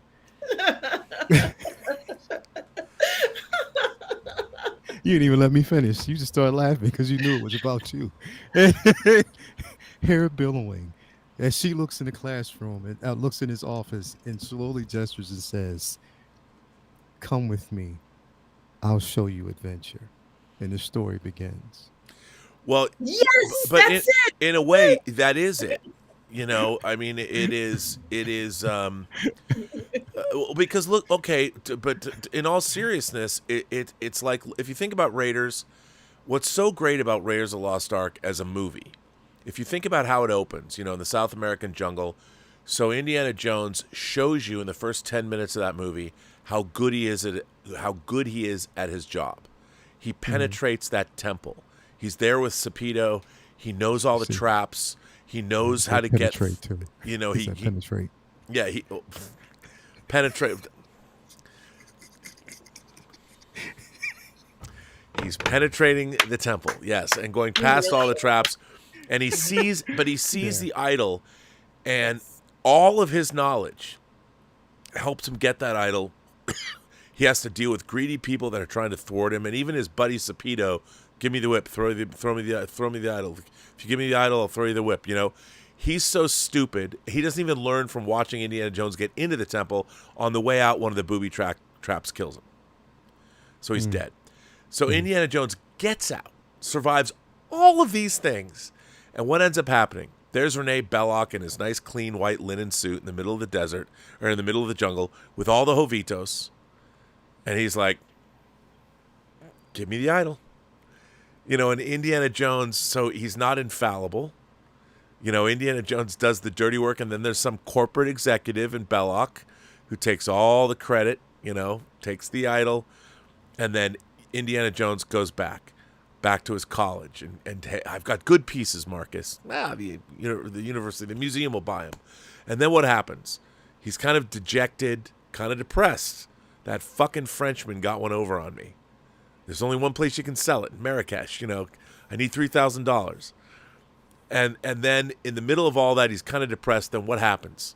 These government agents come, and they talk about his old buddy, his old mentor doesn't like him anymore, Abner Ravenwood, and the Ark of the Covenant, the thing that he's wanted to find his whole life. Maybe it's out there. Maybe Abner found it. Who knows? But all of a sudden, this dejected guy who lost the idol to Renee Belloc suddenly has a new reason to live, to go after the Ark, and he's excited. The audience is excited. Everybody's excited, and you take off on this great adventure. And it's you joyous. Forgot the billowing. Yeah, well, it's very Karen Allen billows, especially in that white dress. Yeah. But I mean that's what you want from that character. Yeah. You know, and even when he fails, the action is breathless and amazing. And I think that that's the character of Indiana Jones. And what they tried to do was take a trope from a different movie, whether it's William Money in Unforgiven or whatever old man is grizzled, get off my lawn, you know, Gran Torino, whatever it was, and take that trope and put it on that character. Yeah. And I understand, because from a corporate standpoint, oh yeah, that sounds good. The old man trope, the old bitter man. Yeah, we know where that story goes. Well, that's fine, but not for Indiana fucking Jones. No. Yeah, Not for Han fucking Solo. Why would anybody Luke Skywalker. Not for Luke Skywalker. Why would anybody make a movie about Han Solo where Han Solo does not know where the Millennium Falcon is? Yeah, I know. They took the wind out of their sails. Like, it's, you know, the wind was there. These characters already had motivation, and they were already, you know, it's sort of like alpha males, you know, and these guys are always going to be wanting to do things and take action and have great experiences. But then, you know, they removed a lot of that momentum out of the characters. So, you know, you already now, not only did they remove the momentum, but then the character is an older person. So like it doubles up on the, well, what exactly is going on here? How's he gonna get back into the swing of things? He never left the swing of things. Well, The yeah. real character would have never left the swing of things. He's still planning, well, if I could finish up the semester, let me see, I'm going to be going, he would have been going on some exotic cruise somewhere. You know, he would have been going on, taking a bunch of kids out in the summer for, you know, research or something in the field. He wouldn't have been slowing down. He would have still been going, and it would have been very different type of experience for him this time, because now maybe it would have been a group of students or whatever they were to come up with, but he still would have had that, you know, things would have still, you know, what is it called when Tina Turner says, rolling on the river, like you're still going. It's still turning. Proud Mary keeps on. It's still going. He doesn't slow down. It's still also not that accurate representation of that character, because he's not going to sit down and kind of waste away. It's not him. It's not his personality. No, and when you see that, the problem with that is immediately we as the audience are like, nope, I don't believe this. You know, Gandalf doesn't not show up because he's too old. You know, I mean, and that's, to me, again, I keep going back to Gandalf, but that's where I rather than look at all these old men movies where the old man is old and grizzled or whatever, and people have died, like literally the beginning of Up or whatever, I would look at Gandalf and go, Indiana Jones would grow up to be Gandalf the White, because he knows all this arcane shit that he's seen and gone after his entire life. He's got a head full of it, more than anyone else in the world, and practical experience. You know, and so, but instead they take the easy route out, and I think this is the problem with writing today in general. It's all tropified, because the writers don't know how to sit down and go, okay, we could do that. We could take the old man trope, but what would be different? Let's go the other way. And that's not to say that all writing is bad, because we have a lot of brilliantly written shows. Breaking Bad and Better Call Saul, brilliantly written. House of the Dragon was a brilliantly written show. Andor, Succession. Yeah. There's lots of great stuff out there. But, you know, Andor was written by somebody who won an Academy Award for screenwriting. Again, a cantankerous, great writer who understands what's up. And so what's really interesting, though, is you have a lot of Star Wars fans who found Andor boring, didn't understand why it was why people liked it, which I understand, because it did not have that pulp fun of Star Wars. I get it. That people are used to, yeah. That people are used to, but if you took time with it, to me it was a really interesting look. And what was so interesting was you have all these different points of view, what Cassian Andor was doing, what Mon Mothma was doing, what Luthen was doing. And to me, it was like this really great, it was very much like a John le Carré novel as well. You know, it was a spy thriller, and with all of these different points of view, and it was really interesting. Now the question is, how many people watched it? You know, I mean, compared to all of these things. I mean, but the real question is, can narrative even survive? Like I was talking earlier, I cannot recommend these. I mean, to be honest, Michael Davis, I was doing a Robservations on the 4th of July, and he told me about these books, and I'd never heard of them, to be honest. these two books. They're both by John Truby. This one is called The Anatomy of a Story. Mm-hmm. And then this one is called The Anatomy of Genres, How Story Forms Explain the Way the World Works. Now, I've just started to delve into these books. I cannot recommend these books highly enough. These are some of the best books on writing I have ever read. And in terms of storytelling, I mean, and I thought that I had no more to learn really about. So it just goes to show you can never not have more to learn. But, you know, it was amazing. By the way, we have a bunch of super chats. People have been firing them in. People are loquacious tonight. Robert, Tom Jr. Jackson asked me to tell you that there were some super chats from, was it yesterday or the day before, that people were asking about? I don't have those here, but I can go back and look. I thought I got them all. What happened was my stream got interrupted by Paramount. Mm-hmm. My live stream. It got It did for real? Yeah, because I played clips from Star Trek in my stream. Oh, okay. Yeah, but it was I was kind of doing it as an experiment, see if I could get away with. I couldn't get away with it, but they blocked it while I was live. Oh, Right. okay. So then I it pulls your stream down. Yeah, and so I had to start over, and some super chats were lost, but I will go find those. My Kid Banana became a new member of the channel. Thanks for coming. We had a great member call today. We'll have another member call in 2 weeks on Saturdays. Joe Panora says, "Do you guys have a guilty pleasure film that you like despite knowing it's terrible?" Mine is Highlander 2. Joe Panora says his is Highlander 2. I didn't say that. Damn. Oh. Yeah. Yeah, I have a guilty pleasure film that I liked, even though it was horribly made. This was back in the early 80s. Battle Beyond the Stars, bro. Dude, Battle Beyond the Stars is awesome. It was dope as shit, but it was just like, when you think about it, bro, but I love that film. It's got a James Horner score. It's Yeah, I got love great the film. actors. It's a lot of fun, and it's a remake of The Magnificent Seven in space. I love that film, bro. It's great. I love the film. Well, along those lines, my guilty pleasure it's not a good movie that I love is another inspired by Star Wars, and I always say this, but it's the Italian Star Wars ripoff Star Crash. But see, a lot of people look at Star Crash and goes, "This is terrible," because it's so low budget. I love it. It's great. What about you?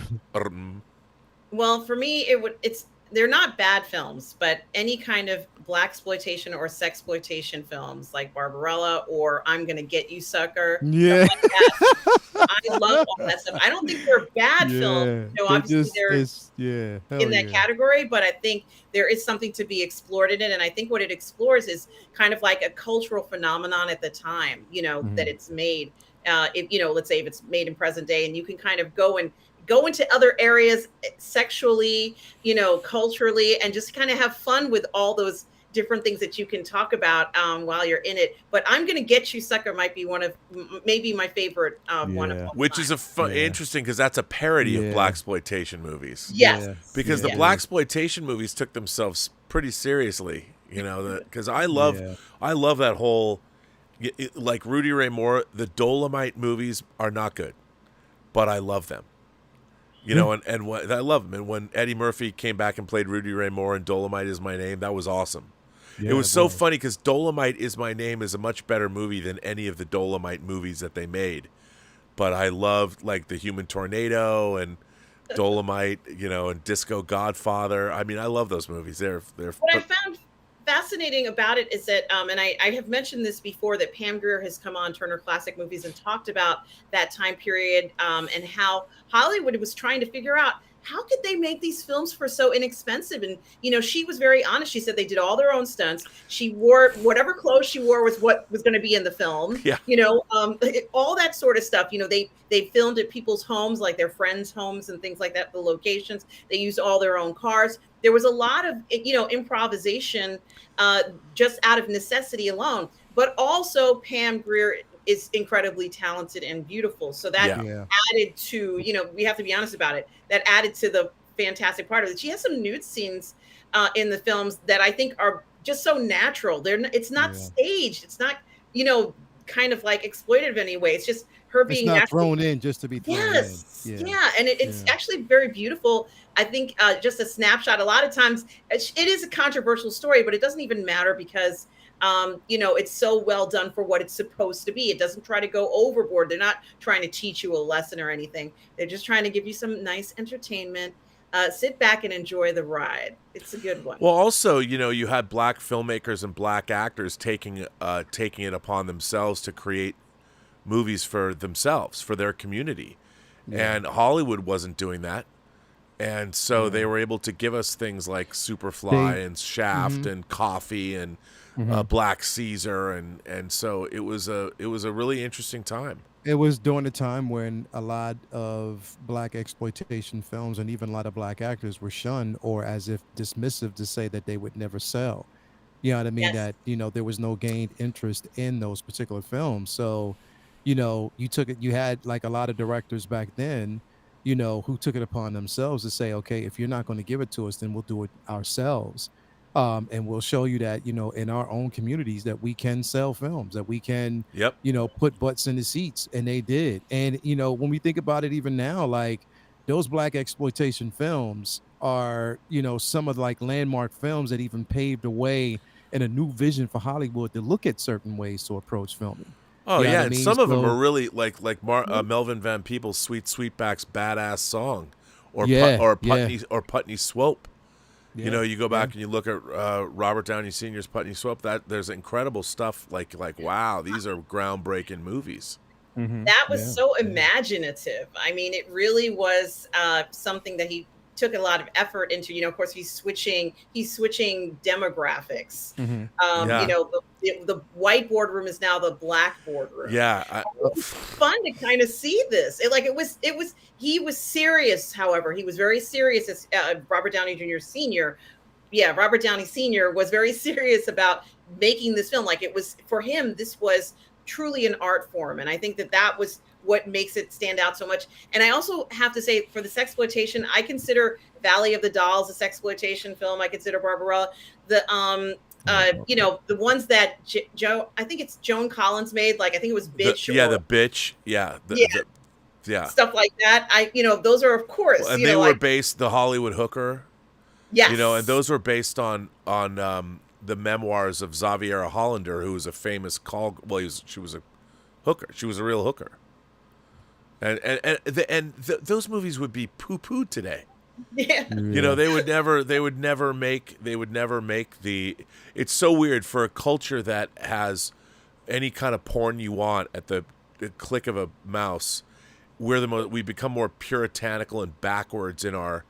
I mean, we're arguing over the most ridiculous things all of a sudden. It's bizarre. Well, when Joan made those films, she was in her 40s, and there was a lot of questioning because she has some nude scenes in them, and people were like, "No one's going to want to see this 40-year-old woman nude." And of course, they were big hits at the time. Yeah. Yep. So, she kind of said, "There you go, guys. I made these films and they were popular." And but any kind of thing on that level of where we're just going to have fun with these fundamental things of life, hooking up, doing whatever sexually. I think it's fun to look at that. I know Valley of the Dolls was a little bit more serious, but it was considered kind of like a film that was not really, an A-level film. It was considered like, you're making a movie about a novel that's a little dirty and, Oh yeah, at the it's time. salacious, Yes. and then the sequel's insane. Beyond the Yeah. Valley of the Dolls, which I Yes. love, but yeah, that's some crazy ass. So those are my guilty pleasure films, that I like to see, and I hope we see more films like that come out.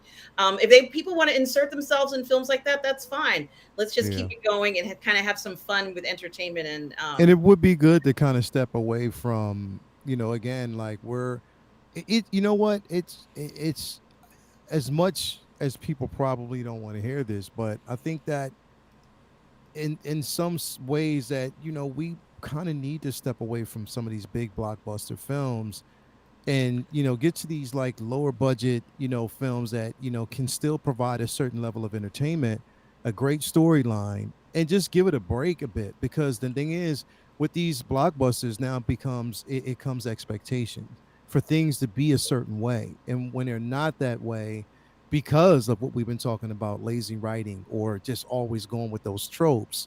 You know, it's I think that, you know, take your time, sit back, look at some of the things that you've done, the things that have come before this, and say, look, we need to kind of deviate. We need to go get back to just writing really solid pieces, and just get some of these, you know, independent or even like lower budget films, mid-budget films, a chance, you know, in space. You know, that's why like we were talking about like this a few weeks ago about the what is the film that just dropped with what is her name? She played Mystique. Rebecca Romaine. No, Jennifer Lawrence. Jennifer Lawrence. Yeah, the I comedy. forget the name of the film, the comedy. I mean, I'm pretty sure like even like a lot of people were looking at, well, why would, you know, someone of her caliber do a film like this? Maybe she wanted to. She wanted to do something completely different and step away from like maybe she even like Rob thought that, you know what? I don't see the difference of anything that hasn't already been done. Let me try something different and step out on a ledge and just do something different. And a lot of people who have seen the film that I know have said, yo, it was kind of good. You know what I mean? They kind of had fun with it. You know, may have gotten like low level reviews from a lot of people, but some people that I know who have seen it said, yo, it was entertaining. Like they enjoyed it. It was, you know, kind of funny. But yeah, like I think that like some of these other films need to be, you know, sort of like given a chance. You know, to kind of flourish, you know, like, I mean, get back to the films like Fast Time at Ridgemont High, get back to the films as like Porky's, get back to the films like Last American Virgin, get back to some of the films, you know, those are patriarchal, those are patriarchal movies that are bad for the patriarchy. And I mean, the patriarchy, they're oppressive, they're exploitative. I mean, I agree though. See, I know. Hang on, I'm going to bro. I'm gonna turn it over to you just for about 2 minutes. Yes. I'll be right back. So you guys continue on with this. It's just sad that we live in that space, don't you think? Like we can't enjoy those films anymore because everything now has more of an agenda, and that we have to streamline into things that won't push certain buttons because of what people believe now. And do you and let me ask you a question, because Rob brings up a very interesting point. Do you think that because of this world that we live in right now, because things are so subjective, because, you know, there's always a watchful eye, like Big Brother's always watching over the shoulders of anyone who makes a film that might cross the line of offensive and, you know, this, do you think that that's hindering new ideas?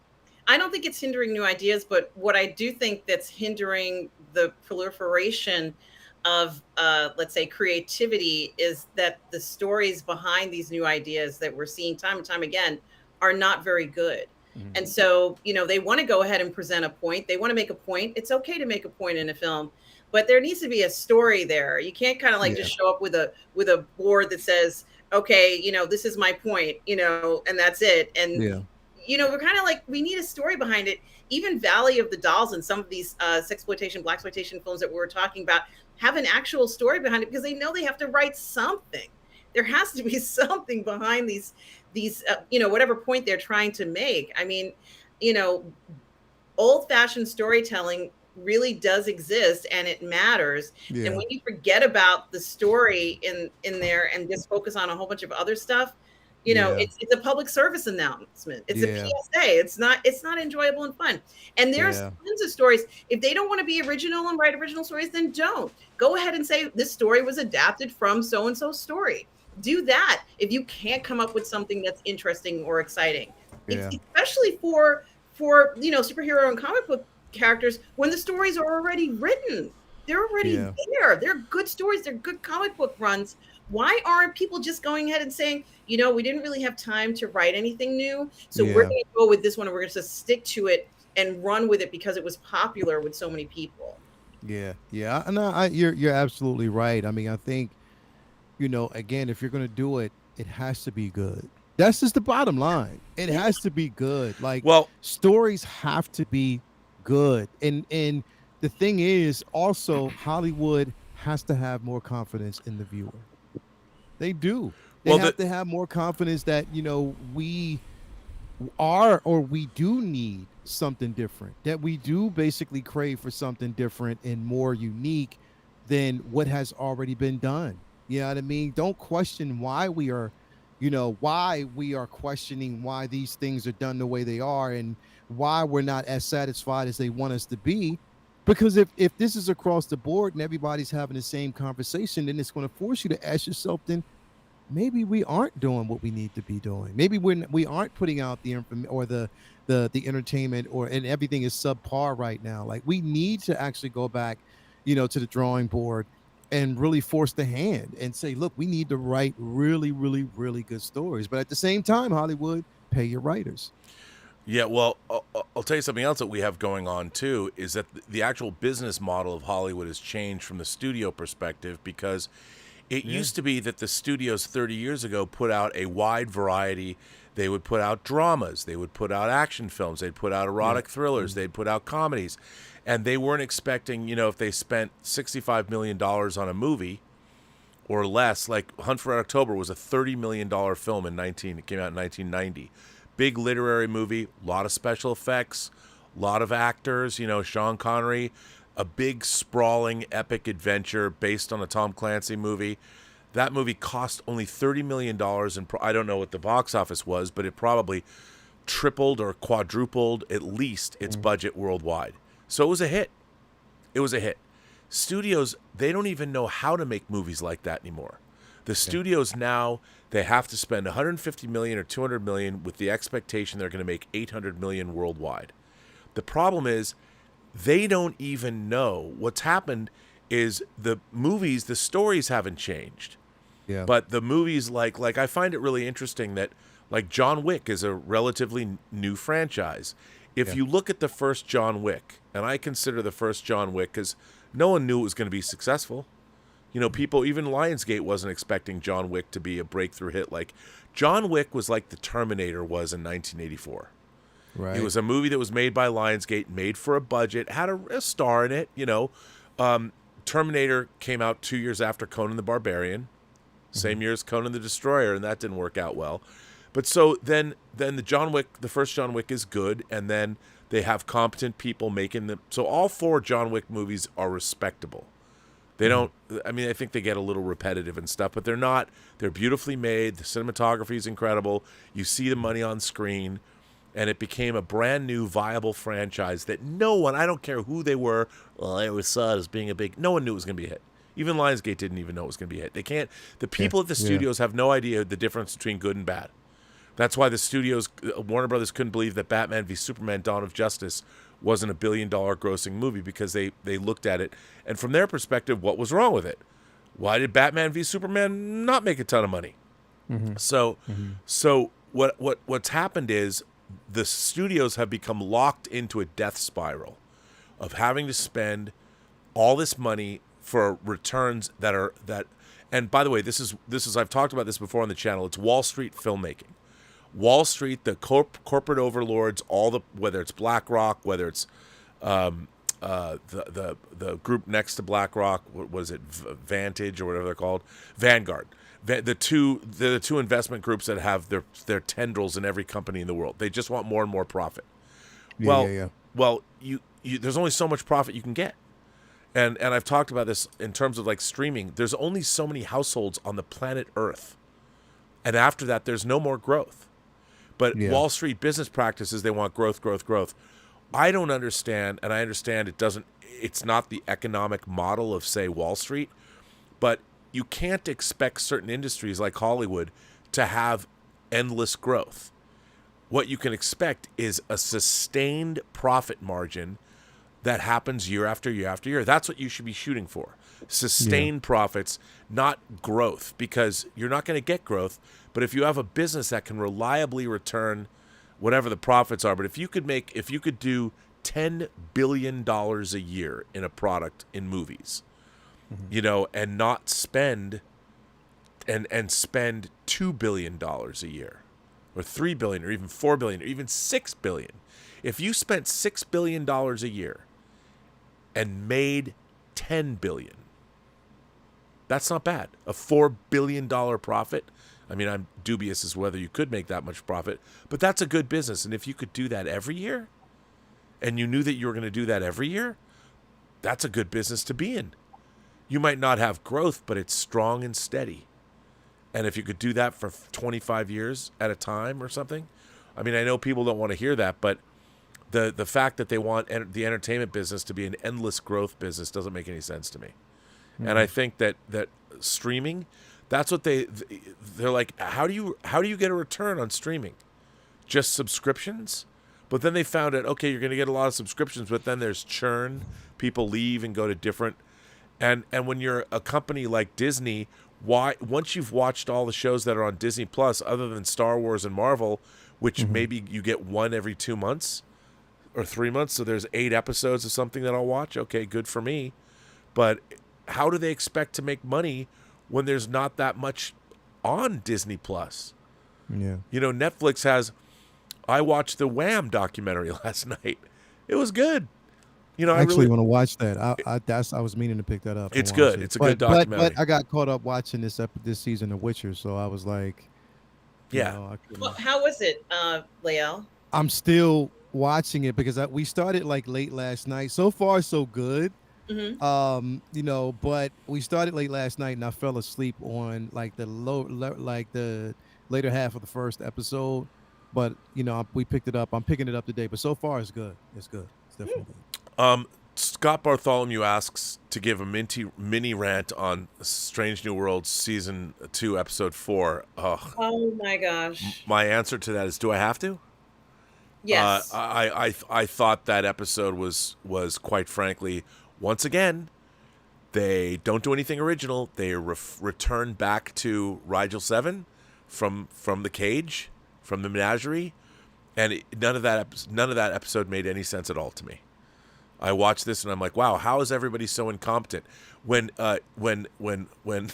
apparently when they were on that planet before and people died, they didn't get their bodies. Like there was someone's body they didn't recover. Like, oh, you're still alive, and you left a cache of weapons down there. Like what? The writing in Star Trek: Strange New Worlds is so terrible. It's painful for me to watch episodes of that show. Wait till next week, where Spock gets turned into a full human. Look, Robert, I saw this episode. I call it "The Shields Are Up, but Nobody's Home." It is the most bizarre. It is the most bizarre episode I've ever seen. You know, you start off where you have this woman saying that I am the pilot, and you can almost hear them reinsert and saying, I am the writer. I am the writer of this episode. I write so many episodes during the year, but sometimes writing for Star Trek gets boring. And then they tell me I can write a mission. And, you know, this is all about FOMO, fear of missing out. Who knew that if you were a pilot in a spaceship that goes through the galaxy, that your life would be so incredibly boring? And Robert, I didn't know that there were no other pilots to fly this ship. Okay, first of all, I'm like, it's Star Trek is like, okay, here's what I don't think people understand. Like a starship would run on, they have different shifts, alpha shift, beta shift, gamma shift. So, or Ortegas is not the only helms person on the Enterprise or whatever. You can fly autopilot at night, Robert? It's no. They don't. And if you're on Captain Jellicoe's ship, there's 4 rotations, not 3. I mean, it's the dumbest. The people that are writing this show have no understanding, and it drives me crazy. And their lack of understanding of the character of Spock makes me crazy. Next week, Spock has to do an engagement ritual with T'Pring. So, let's not do something original. Let's bring T'Pring back. And Spock gets turned by these aliens into a full human.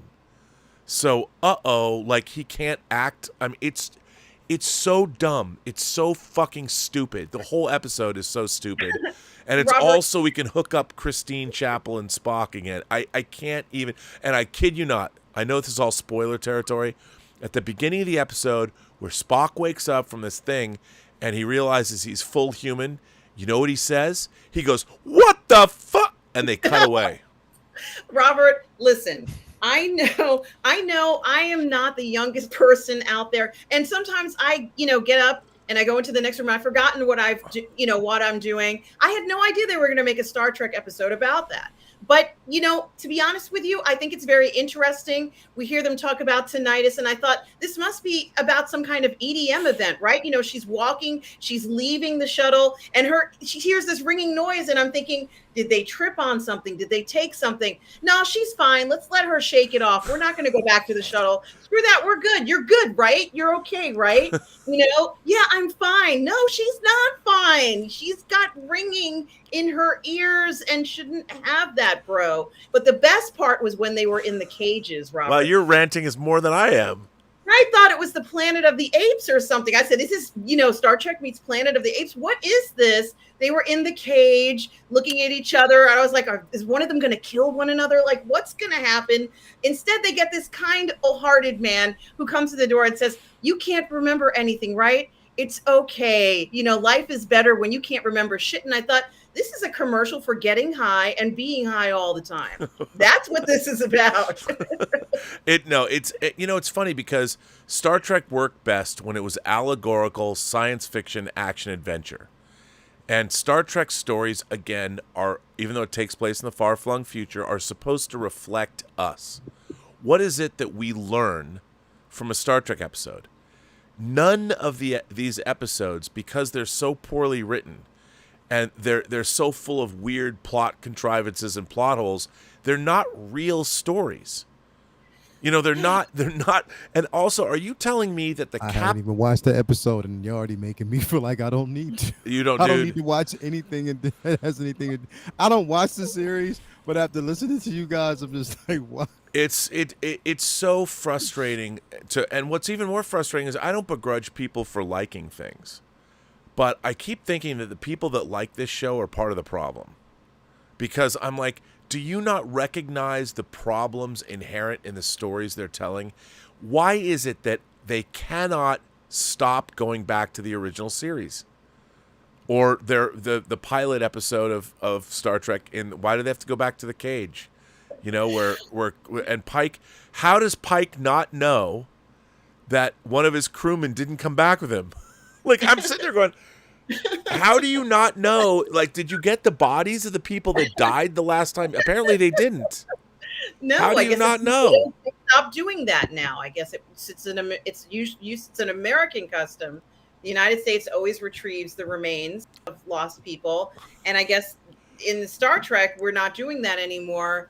And you have scanners on the Enterprise that can scan the people on Rigel 7. They might be humanoids, but they're not humans. So you can scan, we're looking for DNA or whatever. Oh, here's the bodies of our fallen comrades. And, oh, by the way, here's somebody who's not dead. Maybe we should bring him home, too. Why does Spock always look like somebody who's going to school and the dog ate his homework? Like, oh, my God, because that's how they treat him. Everyone has to tell Spock what to do. It's so... Here's another thing. Spock's mom's human.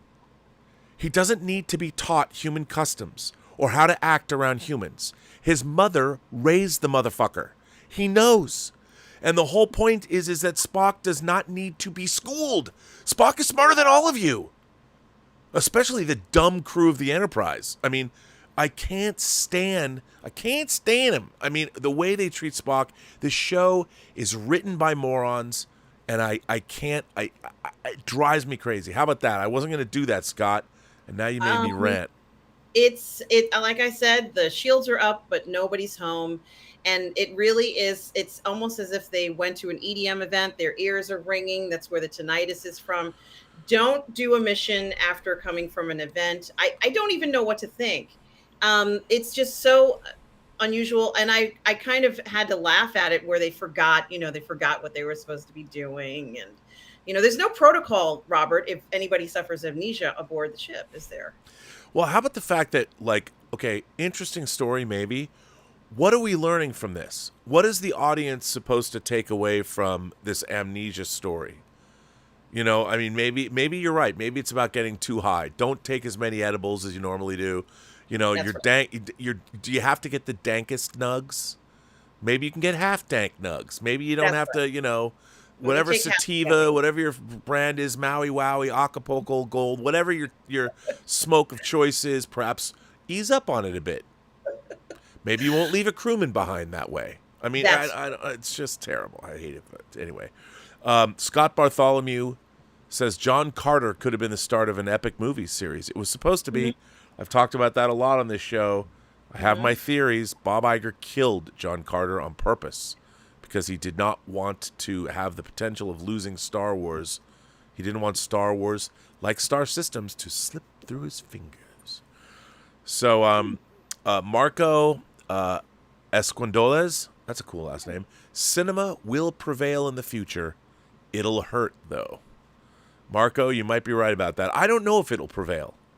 I think interactive technology, we'll always be watching drama, but I do think as interactive technology, I think we're in just the embryonic stage of where video games are going to go, and people are going to insert themselves into their virtual worlds, and I think that people are not going to have much use for drama, and that's okay. You know, it'll always be around, but like the symphony and like plays, it won't be the kind of mass-consumed art form that it was in the 20th century. It already isn't. So, our friend Mikey Lito asks a very important question. Hello, gang. Is Nick Fury a Skrull?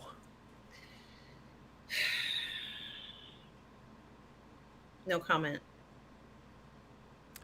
I don't know. I can't tell who's a Skrull and who isn't a Skrull. Lail, we can't hear you. We've lost you. Wow. There we got you now. I said nah. I don't think so. Okay.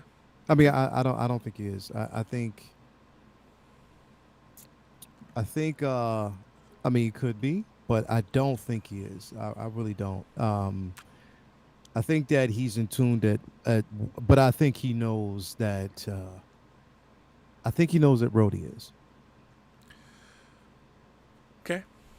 I think he does. I think he knows he's on a note. Because, again, during that whole meeting, when they met, he did call him Nick. No one calls Nick Nick. They call him Fury. He did call him Nick. And just the way things were acting in that phone call, yes. I think we know that, but I think that we know that Nick knows that he is. Nick is just playing the game right now. He's just trying to play the game. He's trying to piece everything together to find out who's who. But I think, now this is, I know you read the script, Rob. I know you did. You've already read it. I'm not saying shit. Good. Don't say shit. But I think, I don't think he is. I really don't. I don't believe he is. Okay. Scott Bartholomew says that Secret Invasion reminds me of V. Exactly. He is on to something. That's exactly the way I felt.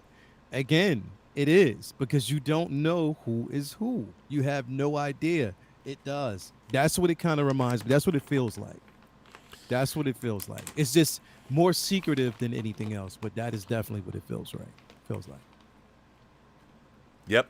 I agree, and I love V. And Marina Baccarin was pretty good in the V miniseries. Too bad the V remake, it wasn't that great, though. He was great in that, yes. Jay Wes says, should Lucasfilm explore doing a Star Wars horror movie in the unknown regions with star weirds and other monstrous entities? What are your thoughts? If it's a good story, I'd watch it. Yeah. I read the novel Death Troopers. It's kind of zombies, here's the thing. Yeah. You could do a horror film set in the Star Wars universe. But should you? Apparently, we're going to get some of that with the Skeleton Crew. Skeleton Crew, yeah. That could be interesting. So I would definitely, I am interested in seeing how that's going to pan out. But again, I mean, from what I'm hearing is dope. Definitely, good ideas. Rob, you've read the script. So, I mean, I think that, again... Did you read the script for real? The script for Skeleton Crew? Yeah. No. You nod your head. Why were you nodding your head? Because I was going to tell you I didn't read it. No, I haven't read the script for Skeleton Crew. No, I would tell you. I would tell you. I don't just make shit up. Unless it's on the page. But no, I haven't read Skeleton Crew. I don't know anything about Skeleton Crew. I can say I read Skeleton Crew because I have Stephen King's Skeleton Crew right up there. Yeah. I But think I was not. good. I think it's. I think, like I said, I mean, if like everyone's been saying, if the story's well written, yeah, all that. Yeah. Yeah. Glenn Mark, all the way from NZ, says, I saw Megan today, so I can watch Villagers React, which is a new channel I found out about today where villagers react to movies, which is interesting. What a satisfying little film.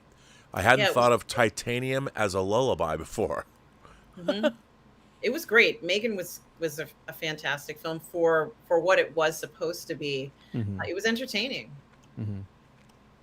Yeah. Definitely was. Zachary Zabali says, tech question, what is all three of your setups, camera, lighting, and audio? And any one of you thinking of upgrading? Yes. Yeah, definitely. Well, I was using my camera, but my cam link is just a fail. So once I get that, it is, bro. Like, I think I don't know if it's the cam link. I thought it was the wire, but it might just be the cam link. So I have to get another one. So until then, I'll just be using the good old camera that I have from the laptop and stuff like that. But yeah, I mean, there's always room to update. You know what I mean, I had to actually update my headphones, my mic, everything. I had to do everything. So I mean, I'm in the process of upgrading. I've got Shure mics right here that I haven't even used.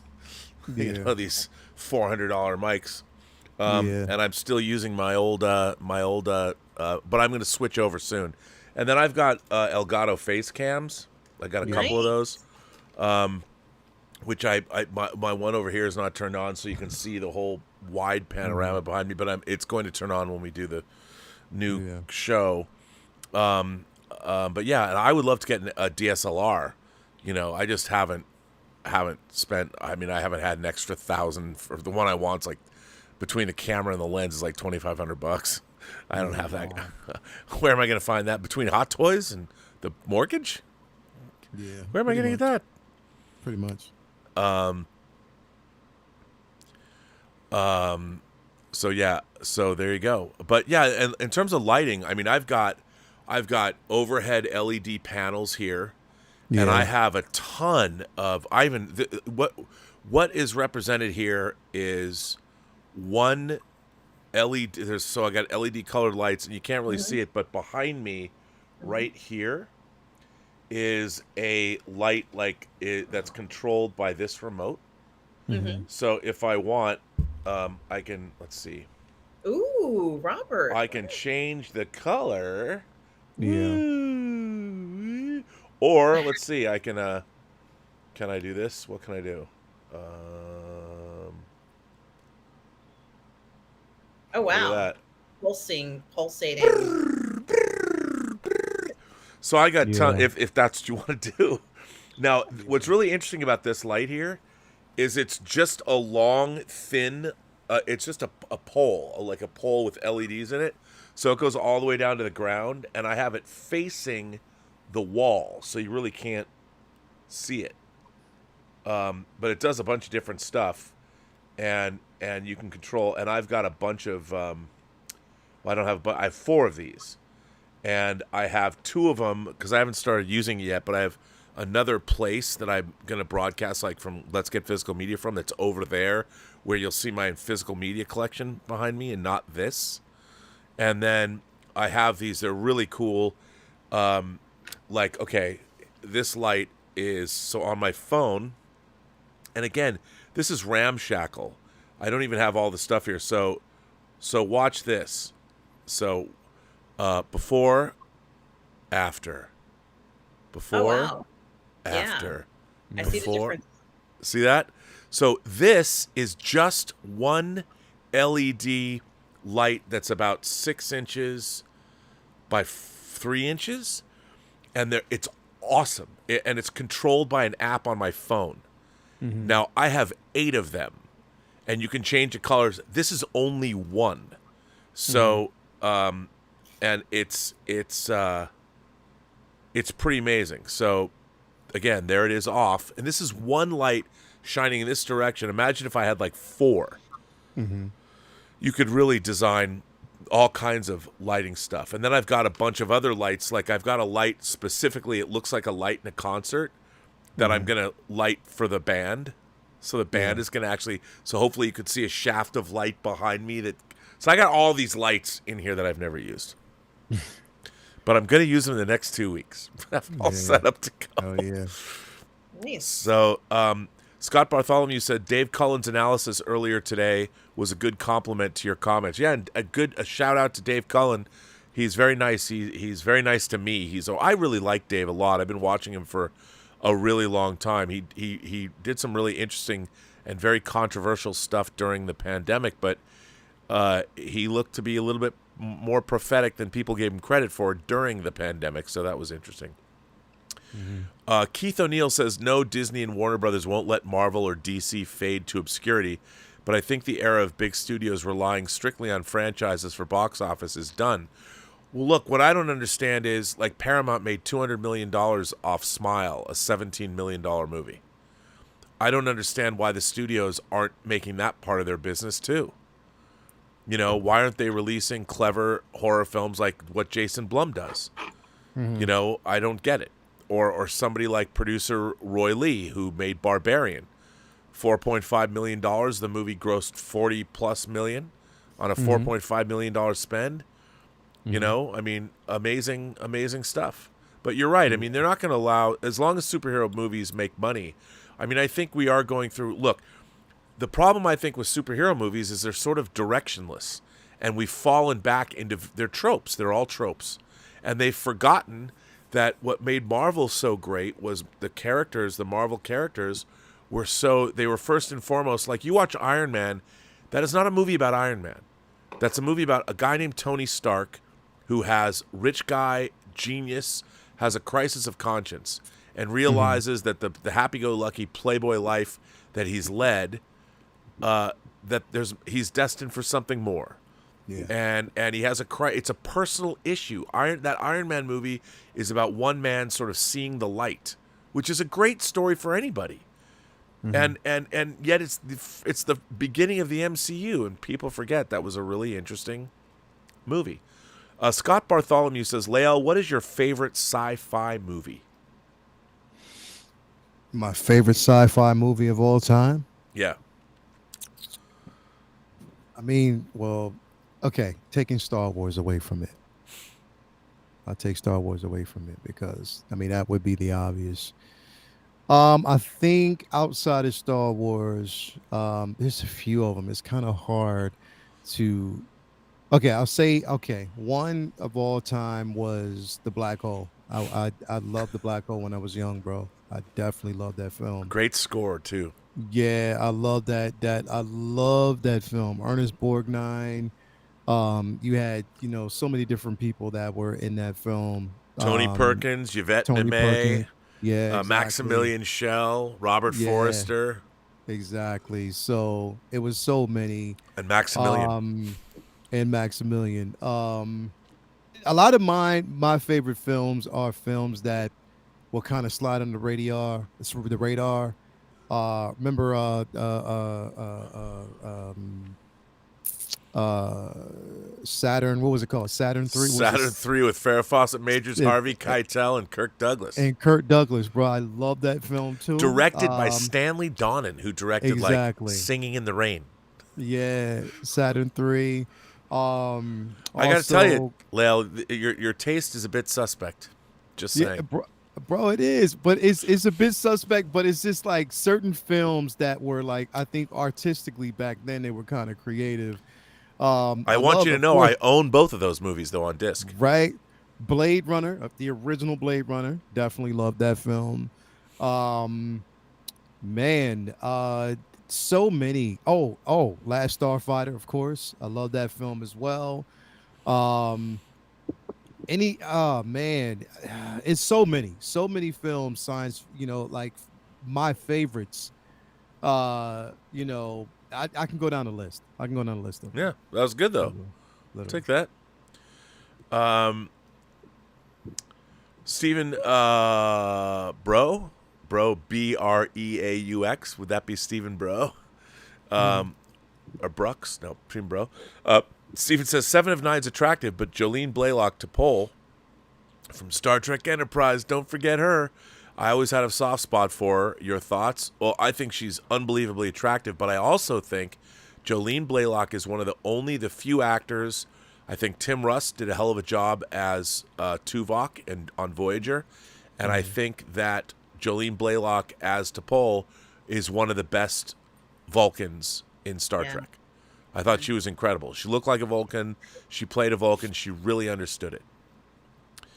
Deadpan says, R&B, will you become a full-time YouTuber or a forever moonlighter? Also, my biggest issue with Strange New Worlds isn't canon. It's that I'm thoroughly bored. Well, Deadpan, you and I park our shuttlecraft in the same shuttle bay. I mean, I wouldn't... The problem is I don't... A full-time YouTuber, I mean, I do other things. You know, I think that most people who do YouTube... there's a lot of full-time YouTubers that make a lot of money. I don't make enough money to be a full-time YouTuber. Maybe I could if I put my mind to it. But I work on too many movies, too many projects. I've got, obviously, the documentary that aired tonight on CW, the 1982, The Greatest Geek Year Ever. That's something I did that I'm very proud of. I've got The White Devils that I'm working on that RM has seen. Which is a change of pace from the team that brought you Tango Shalom. You'd never know. But there's that. I've got a couple other film projects that I'm working on. So I don't know if I'll ever become a full-time YouTuber. For me personally, the only reason I can talk so much smack on YouTube is because I work in the industry. Like it kind of balances out. Like I've always felt that way. I've always worked doing something in the entertainment business, and that gives me in my own mind, like I would not talk shit about Star Trek or anything unless I was working on stuff on my own as well. So I could sit there and go, here's something I put out into the world that I stand behind. You might not like it, but at least I'm still doing work. So when I'm criticizing, because it's bad form to criticize other people in the industry, but you know what? They should do better. When you have a long-standing franchise like Star Trek, do better. You should be doing better. It's not rocket science. Oh, wait. It is. Scott Bartholomew says, today's audiences are used to short attention span theater. Yeah, I mean, but I don't blame... Look, I think you can capture anybody's imagination.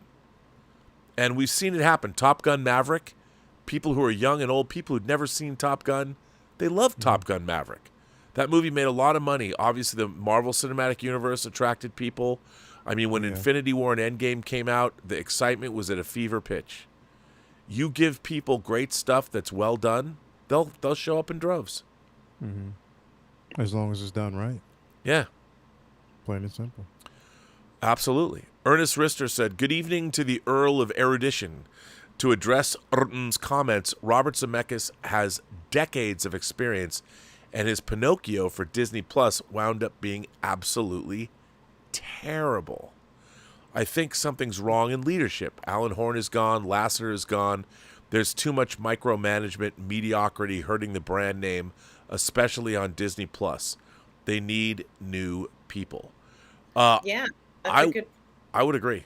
What do you think? That's a good point. I think, but it's one of those 5 elements that is missing, where the story is not great or the production value is not great. And all of those things have to work together in order for it to be a hit. And for a long time, a lot of those things worked like clockwork. And we're just seeing gaps in areas, either whether it be the writing or the experience of the writers or the storyline, or the production value, all those things where if it fails in one of those areas, oftentimes that means that the film is not going to do well. Yeah, I agree with that. Maria Espino says, who's been a member of the channel for 4 months, Phoebe Waller-Bridge is harshly judged on her political views because she's put it out there to be judged. But she was great in Indy 5. I had zero problems with her. Well, here's the thing. I think she's a talented performer. And, I have to say, and this is, like, I was a fan of Phoebe Waller-Bridge's before Solo, before this stuff. I mean, because I had seen the first season of Killing Eve, which I really liked a lot. And Phoebe Waller-Bridge's Fleabag, that show's hilarious. And I think if people had seen that stuff, they might have gone easier on her. But I have to say, unfortunately, I think there's also a little undercurrent of people don't like the way, they don't think she's pretty enough. I've seen some pretty gross memes with her, and I think I've that seen some terrible ones, bro, and I was appalled by it. But it's bro, the shaming, is really bad. Like it's really bad that you know we have to feel as though that there has to be a certain look, a certain expected look in Hollywood now, or that someone who is purely talented.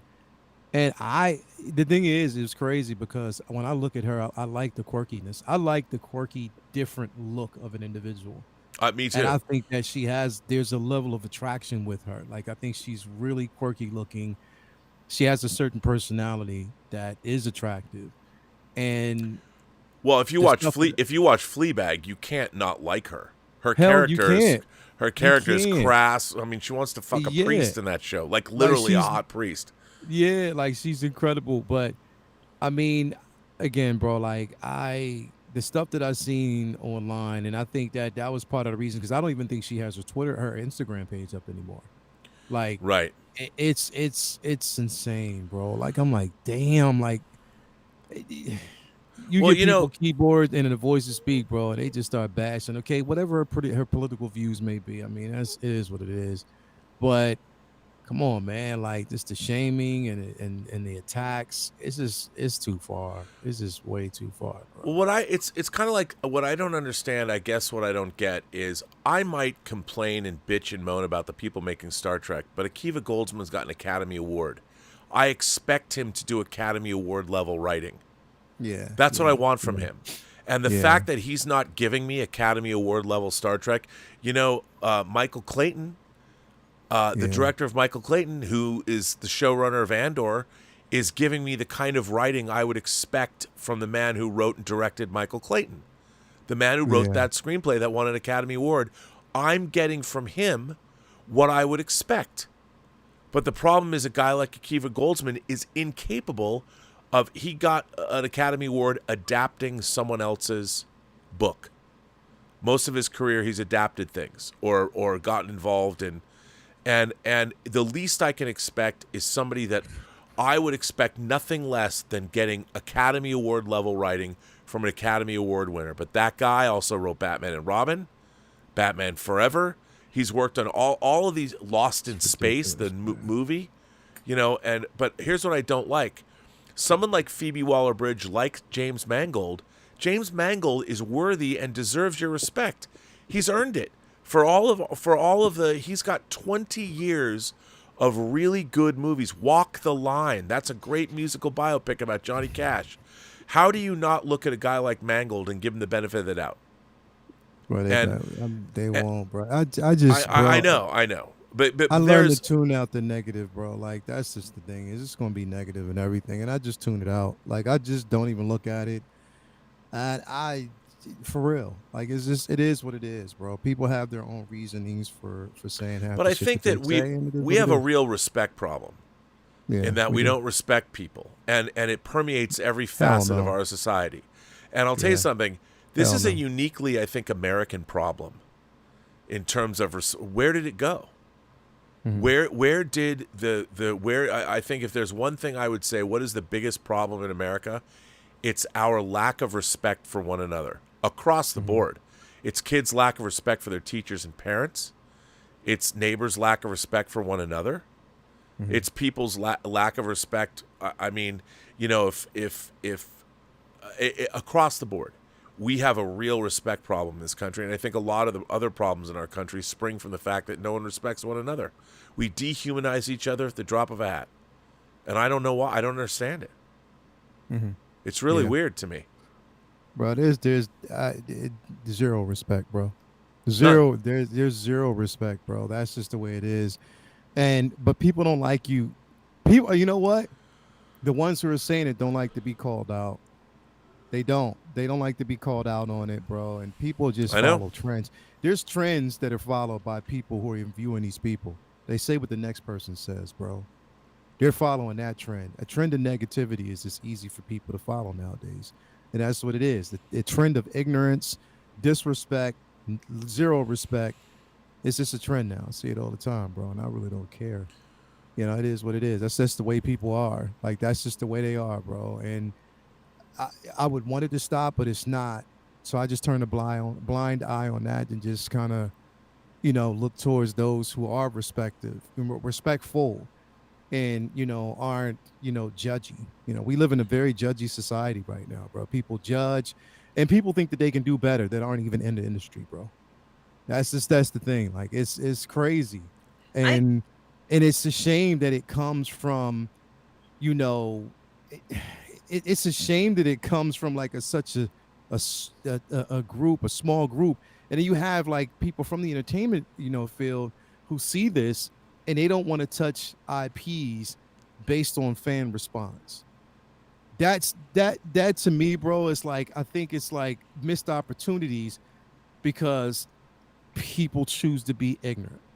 Not everybody, and I'm not. This isn't against everybody, because there are people out there who have opinions that they do it gracefully, respectfully, and it is, you know, their voices are heard from a very respectful place.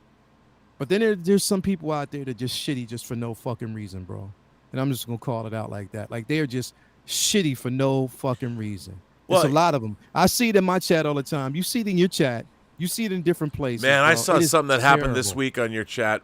I didn't see what was said like that. Oh yeah, I was basically told that I'm un-American just because of my feelings and my views. I couldn't believe that. That tweet. I mean, it was. Oh yeah. It was. Well, what's amazing about this is I mean, people, again, it comes back down to critical thinking, and it comes back down to, like, do you understand what you're saying? Do you really understand? And I think a lot of people, unfortunately, don't. And it's not my place.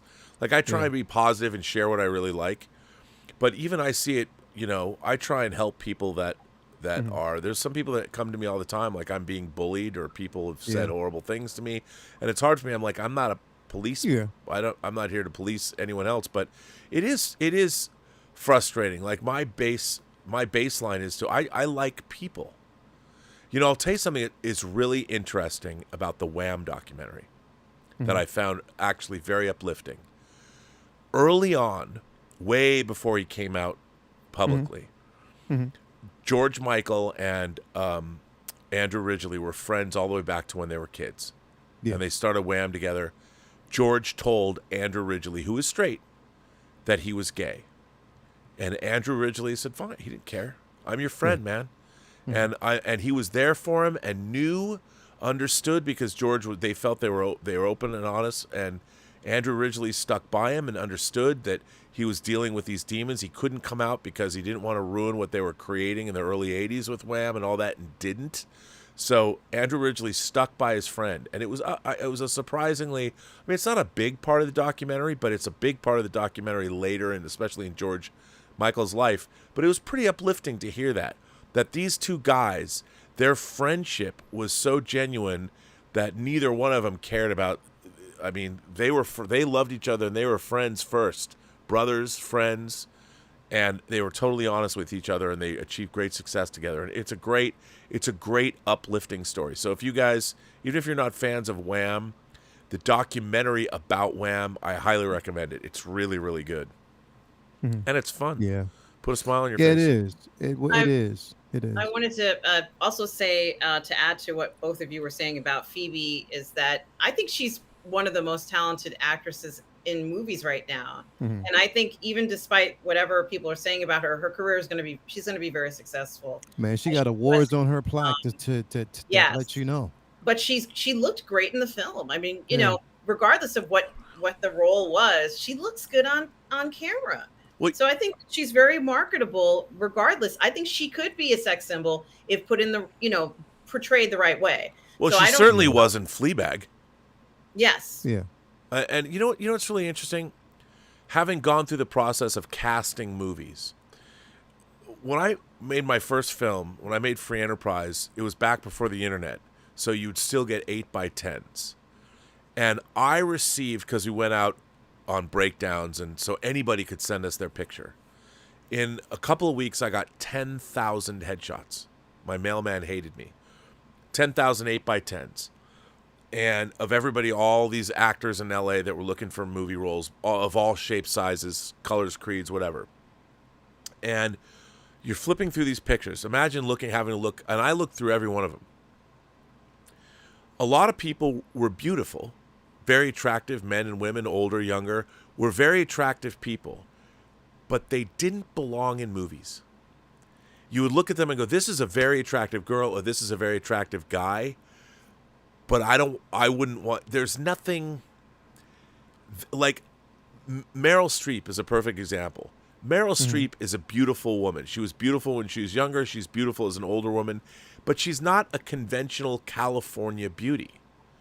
There's something about her that makes her uniquely Meryl Streep. And if you go back and you look at her in like Woody Allen's Manhattan from the late 70s, or you look at her in Deer Hunter or any of her early, she's a beautiful woman, but she's not a pinup beauty. Yeah, no. And that's what makes her interesting to look at. An actor I love, John Lithgow, Third Rock from the Sun, not a conventionally handsome man, but an interesting looking man. You know, and when you see him, he has this, he's played, the first time I ever saw him was he was in All That Jazz, but The World According to Garp, where he actually plays a woman, you know, and he was fantastic in that role. And I'm a huge fan of John Lithgow, and yet he's not a conventionally handsome man. You know, there were a lot of people that didn't, you know, even like I remember like even in the 80s, late 70s, or 80s, 70s especially, not a lot of when Margot Kidder was basically cast as Lois Lane, people were like, what? Like what? Like I remember that. I remember this was even in the tabloids. They would say she was unconventional, or she wasn't the typical Lois Lane that we expected, but she still was cast and she played the role and she did a good job. But people didn't think that she was as beautiful as they thought she should have been. It's crazy. Yeah, I mean, it's true. And like even now, people are like Rachel Brosnahan, the marvelous Mrs. Maisel, to me is a perfect Lois Lane. She's going to have that 40s pitter-patter down. She's going to be great. And yet people look at her as the marvelous Mrs. Maisel, and she's not. They want some hot, and I'm just wait till she plays this person. It's going to be. But I think, she's going to be good. So, and that's the thing. Phoebe Waller-Bridge is interesting looking. Yes. She might not be this conventional California beauty, but she does have a beauty to her. And on screen, and especially like you watch Fleabag, you can't not like her. Yeah. And yet, but I feel like I mean, there's just as we said, there's some really.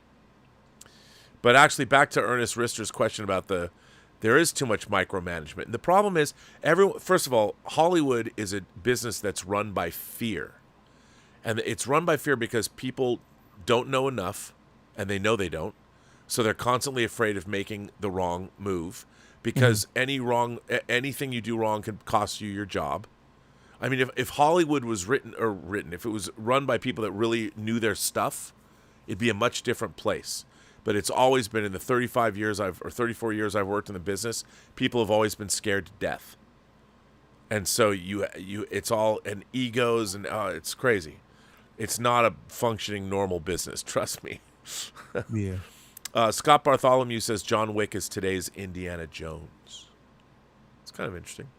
I don't know if that's true, but because I don't think that, for one thing, John Wick is not a 4-quadrant family character. You can't be a 10-year-old. You can't really take a 10-year-old to a John Wick movie. And ultimately, John Wick is a good franchise, but it's literally a franchise about a guy who kills lots of people with well-placed headshots. Mm-hmm. And so it's not necessarily an uplifting franchise. M. Termizzi says, hi, everyone. I can't wait for Oppenheimer. Yes. Have you heard of Tony Leung's World War II spy film Hidden Blade? I have, because I love Tony Leung. I'm intrigued, and an actress named Zhang Ziyi caught my attention at first glance. Is that Zhang Zi from Crouching Tiger, Hidden Dragon? I don't know if that's her.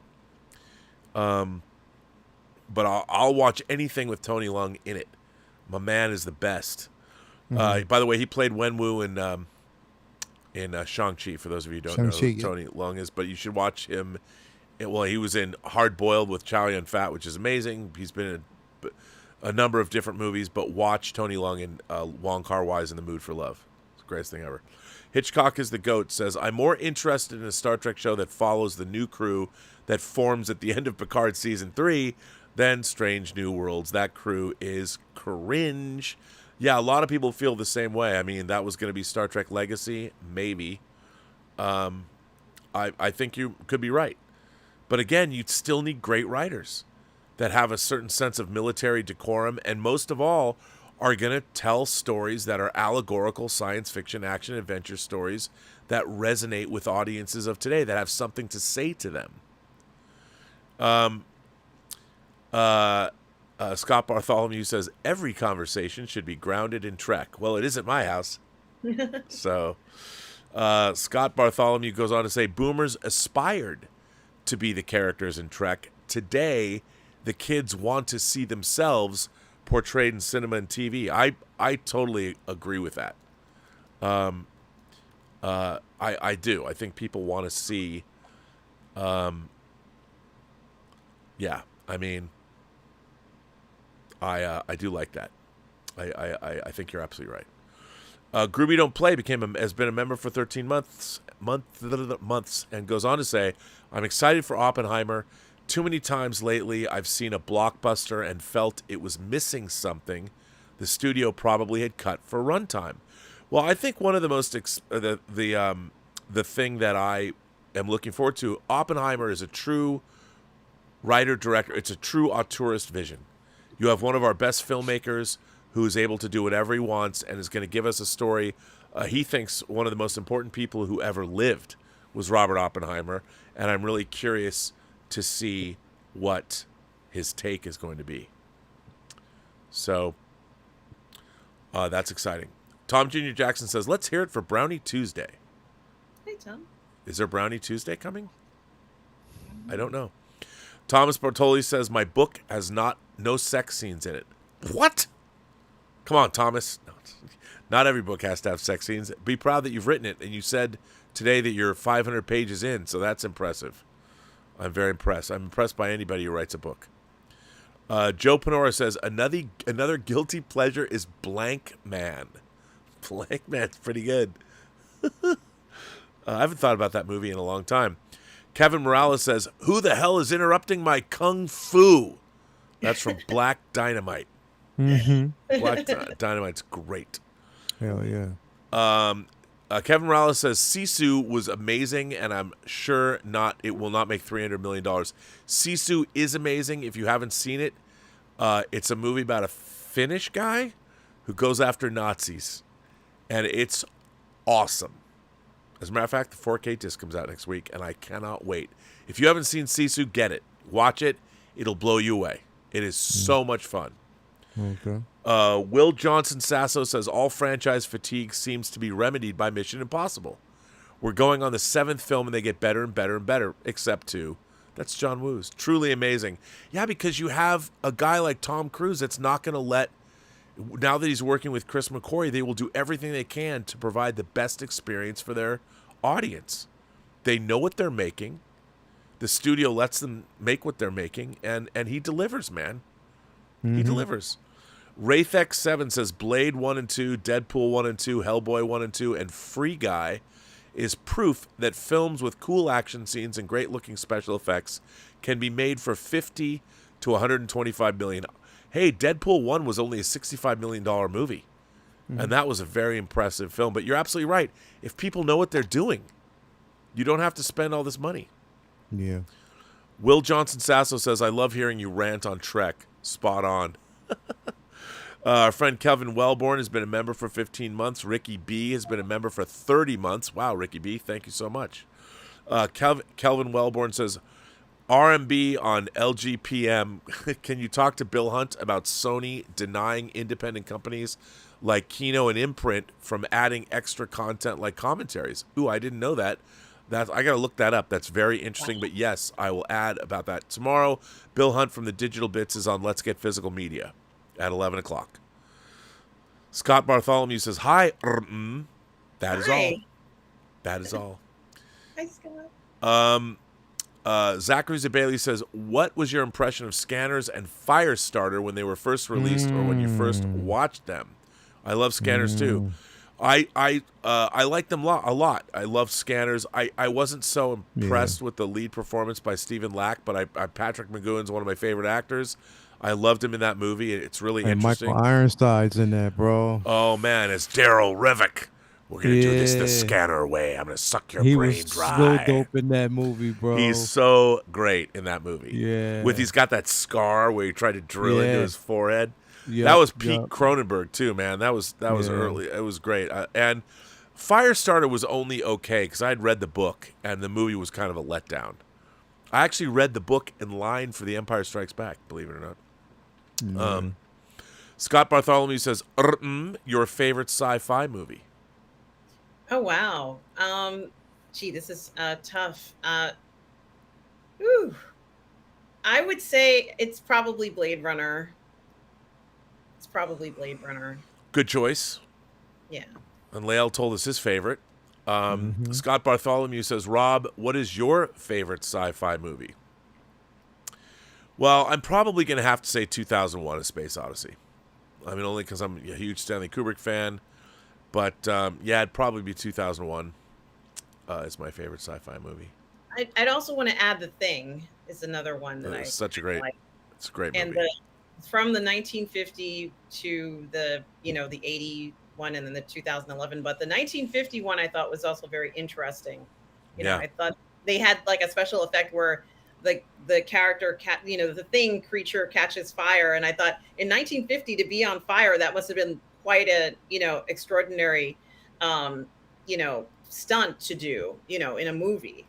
And I also liked that they chose to film some of the most dramatic parts in this hallway where, that was, they couldn't go right or left, they had to confront it, it was right in front of their face. So they couldn't kind of run away like they have in the 1982 film where they can kind of run outside. They didn't have that option. So some of the confrontational scenes are that way. And then there's a scientist in it in the 1951 version where he's kind of growing. He's literally feeding these creatures with the blood that they're supposed to be using for emergency purposes only. So he's a mad, crazy scientist. It's really, really good. It's really yeah. It is good. It's really good. Hunter Becknow just sent in a $20 super chat. Thanks, dude. That's didn't say anything, but thank you, Hunter. That's very nice. Very much appreciated. Scott Bartholomew said, so glad you're divorced from the Campia show. Well, I was on it this week. I went on, John asked me to do a little drop in and do the podcast, which I did. It was fun going back there. But yeah, I'm not part of the show, But yeah, I like doing this stuff. I like doing my own thing, and I don't have to worry about who I stream with. I can stream with anybody. Ryan says, do the studios care about the Oscars anymore? They remade Ben-Hur, a movie that won 11 Oscars in 1959. Did the producers of the remake think they were going to win 12 Oscars? Ryan, why they remade Ben-Hur, I will never understand. That's like remaking Lawrence of Arabia. You'll never get me to understand that. Oh, Hunter Becknell, who sent in the $20 super chat, sends in he sends in a $50 super chat. What? Hunter! And he says, hey Rob, I thought Among the Lotus Eaters, that's this week's episode of Strange New Worlds, was great. It took an old Greek mythology concept and updated it with a science fiction concept. The Lotus Eaters, Odysseus's mariners came across the Lotus Eaters, and it's part of that story. So if you want to delve into your Homer, you can find out about the Lotus Eaters. I thought it was very much in line with TOS, especially Return of the Archons and the Omega Glory. Okay, first of all, Hunter, that is very generous of you to support the channel in that way. However, I'm going to have to disagree with you because I think that the problem I had with this episode was that it was like 3 episodes mashed into one. the idea of the Lotus Eaters and losing your memories and all of those things and being lulled in and the life you're going to lead now. What did that have to do with Pike? Remember, Pike had already gone to Rigel 7. So he didn't have these memory loss things. And then you have his compatriot that he left behind, who's putting Starfleet emblems on the roof, which is a violation of the Prime Directive, but he did it anyway. There's that. This is my problem with a lot of modern Star Trek. I think you're right. I mean, they called the episode it's a little on the nose, but I'm with you. The idea of bringing up like Odysseus, Homeric stories, and all that, I'm all with you. I just don't think it was effectively dealt with, and I think they could have taken the idea of the Lotus Eaters and what happened to Odysseus's mariners, and made a really interesting story out of that with a sci-fi twist. But this was all over the place. And then you had what's going on the ship. I guess you could say the Enterprise was... But it just, to me, was all over the place. It wasn't as focused. It could have been great. And I think you're right. I mean, bringing up ideas like Return of the Archons and the Omega Glory, it could have been great. I just think it fell way short. Yeah, I mean, we're glad you liked it too, Hunter. We're just, our opinion about it. But if you enjoyed it, I'm happy that you liked it. Yeah. I absolutely feel that way. Dave Jew says, with Dune slowly approaching, how do you think they'll handle Alia with casting and portrayal? I don't know who is. Alia is Paul Atreides' son. Rebecca Ferguson, his mom, is pregnant with her. Yes. And when she drinks the water of life, Alia turns into basically the ultimate Bene Gesserit. It's my brother, Baron. I can't wait. In the original movie, it was Alicia Witt who played her in Lynch's. Great. She was great. So I don't know what they're going to do. I love the casting of this. I don't know how they're going to play that out. And now that we're hearing more and more whispers that they're going to do Dune Messiah, I'm really interested in that, because I was always told that Dune was going to be 3 movies in the first place. It was going to be Dune, Dune Prophet, and Dune Messiah, which is basically the Paul Atreides story. And for those of you who are still clamoring that he's a white savior, clearly you have not read the books, because what he does is causes the death of billions. But we won't get into that right now. It's not the way you'd think it would go. But if they do Dune Messiah, yeah, he's no one's Messiah. It goes very badly for poor Paul Atreides. Tom Jr. Jackson says Brownie Tuesday is the single WAP from Joyride. Okay. Right. I didn't see where you're going. Okay. Yeah, Brownie Tuesday. Everybody should go see Joyride, by the way. It's hilarious. Ricky B says, I've already seen myself in a movie, Walter Matthau in Grumpy Old Men. Oh, I don't think that's true, Ricky. But that's funny. That was very funny. Thomas Bartoldi says, I meant it has not sex scenes, and one character is half pantless in the beginning. Thanks. Yeah, no, I know. I got what you're saying. That's, that's good. But I like that. That's a funny scene. Not every book has to have sex scenes in it. Even though we like our fucking on the show. Absolutely. Eddie Rodriguez says, hey, Rob, how do you feel about the newer Total Recall with Colin Farrell? I really like it, but not a lot of people talk about it. Look, okay. So if you guys have seen people are like, wait, there's a Total Recall with Colin Farrell? I'm going to admit to you, I own that movie. I can't tell you why I own it. I bought it. It's not that it's bad. It's just not Total Recall. It's fine. It's well made. I don't know why it was made, but it's not great. But I own it, and there's a reason why not a lot people don't even remember it got made. But it's just like they remade Total Recall and they remade RoboCop. Yeah, both Paul Verhoeven forgettable movies. Films. Yeah, it's like, why would you do that? Both forgettable films. I mean, I would rather watch the remake of Total Recall over RoboCop any day. Yeah, I think I really would. Yeah, because that RoboCop was abysmal, bro. I couldn't. Well, Paul Verhoeven also takes it to the nth degree. I mean, there's a pulp attitude toward those, and it's not. Yeah. Yeah, it's not. Scott Bartholomew says we need an epic movie series, The Martian Chronicles. I don't disagree. I'd rather see like a 10-part TV miniseries. The TV miniseries that we already got, not so good. In the beginning, when you watch the Voyager probe land on Mars, or whichever, it's not Voyager, but you can see the wires on the model. It's not good. It's not good. Ryan says, after Indy 5, is Hollywood ready to admit that remakes and rebooting franchises is as risky as producing something fresh and new? How many great sci-fi and fantasy scripts collecting dust out there? Hey, look, you're not going to get an argument from me. I totally agree with you. There's so many interesting scripts and so many interesting movies that have not gotten made. Maybe they'll look into it. Maybe they'll look into it. Don't sleep on the guy, Andy Weir, who wrote The Martian. His new book, Project Hail Mary. When that comes out, go. If you haven't read the book, go read the book. The book's great.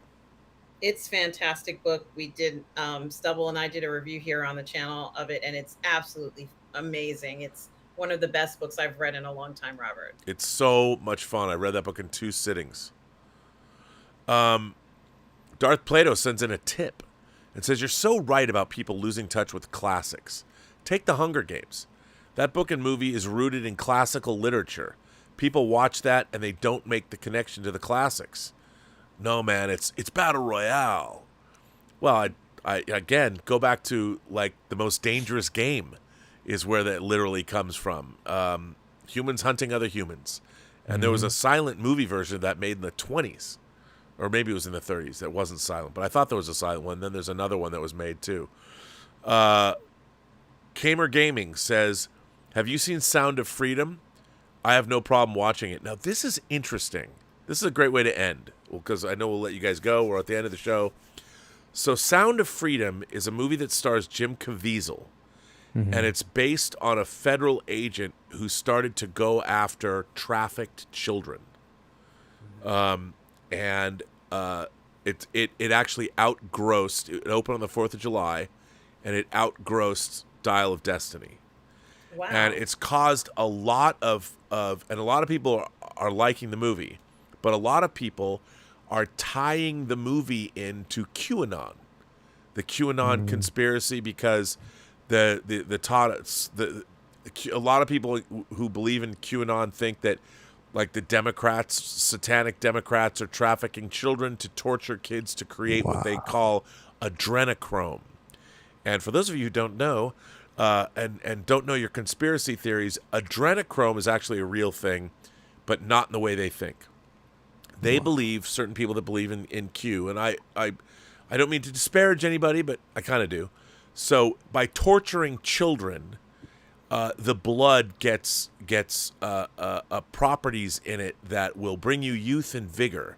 So the idea is that Democrats that are Satan worshiping Democrats are trafficking children, torturing them, so to get their adrenochrome rich blood to drink to preserve their lives. Wow. I look, man, I don't make this stuff up. And you can look it up. But so Jim Caviezel has espoused. He stars in. Jim Caviezel played Christ in Passion of the Christ. Now, full disclosure, I met him because he played number 6 in the Prisoner miniseries with Ian McKellen, and I moderated a conversation at San Diego Comic-Con where he sat right next to me, and he was as nice as can be. Very, very sweet man. And he was in a movie about unlimited hydroplane racing. I grew up in Seattle where we had unlimited hydroplane racing. And he was terrified to do the panel. And I was moderating it. And I said, listen, sir, I promise you we'll have a good time doing the panel. And we had a really good conversation about, it wasn't just him, it was other people that were involved with the show. And afterwards, he took me aside and he goes, man, you were really great at that. That was so great. Thank you so much for making this easy for me. I've never done this is my first time at Comic-Con. I'd never done this panel. So there's been a lot of people like CNN are trying to take down this movie. I've not seen the movie, but as far as I know, it is a legitimate movie about. It's based. By the way, it's a biopic about a real guy who's saving trafficked children. So I would see it. I saw the real guy being interviewed, And I saw Jim Caviezel being interviewed about this. But again, a lot of people are objecting to it and saying it is QAnon propaganda. When, as far as I understand it, it isn't. It's about kids that are being trafficked in real life. You know, That's wow. Oh, it's quite the controversy, and CNN has been coming out and slamming the film, and again, it was made by. There's a lot of faith-based movies that are getting made, and they're getting better all the time. You know, I actually was the assistant editor on a faith-based movie called Like Dandelion Dust. That was a really interesting film with Mira Sorvino about adoption and Barry Pepper that I thought was quite a great movie, and that's why I agreed to work on it, because I thought it was good. But anyway, I don't know if you guys have any thoughts about this movie. Well, there was some kind of interesting fact about there are more people who are kind of under bondage now than any other time in history. You know, like according to statistics and everything. And when they were advertising this film, it does kind of look like a documentary. It reminds me of that other film that about the woman who lives in I guess she lives in her van or something like that, and it won an award. Was it Nomadland? Yeah, it reminds me of Nomadland a little bit, at least Chloe Zhao.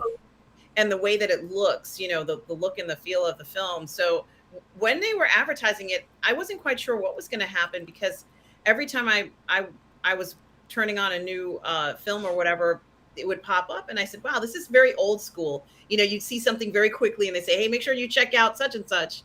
And I said, wow, they're kind of advertising this a lot, but I would have never guessed. I had no idea that that people were trying to tie it to something else. The intentions of this film are solely to bring awareness to the trafficking trade and to stop it.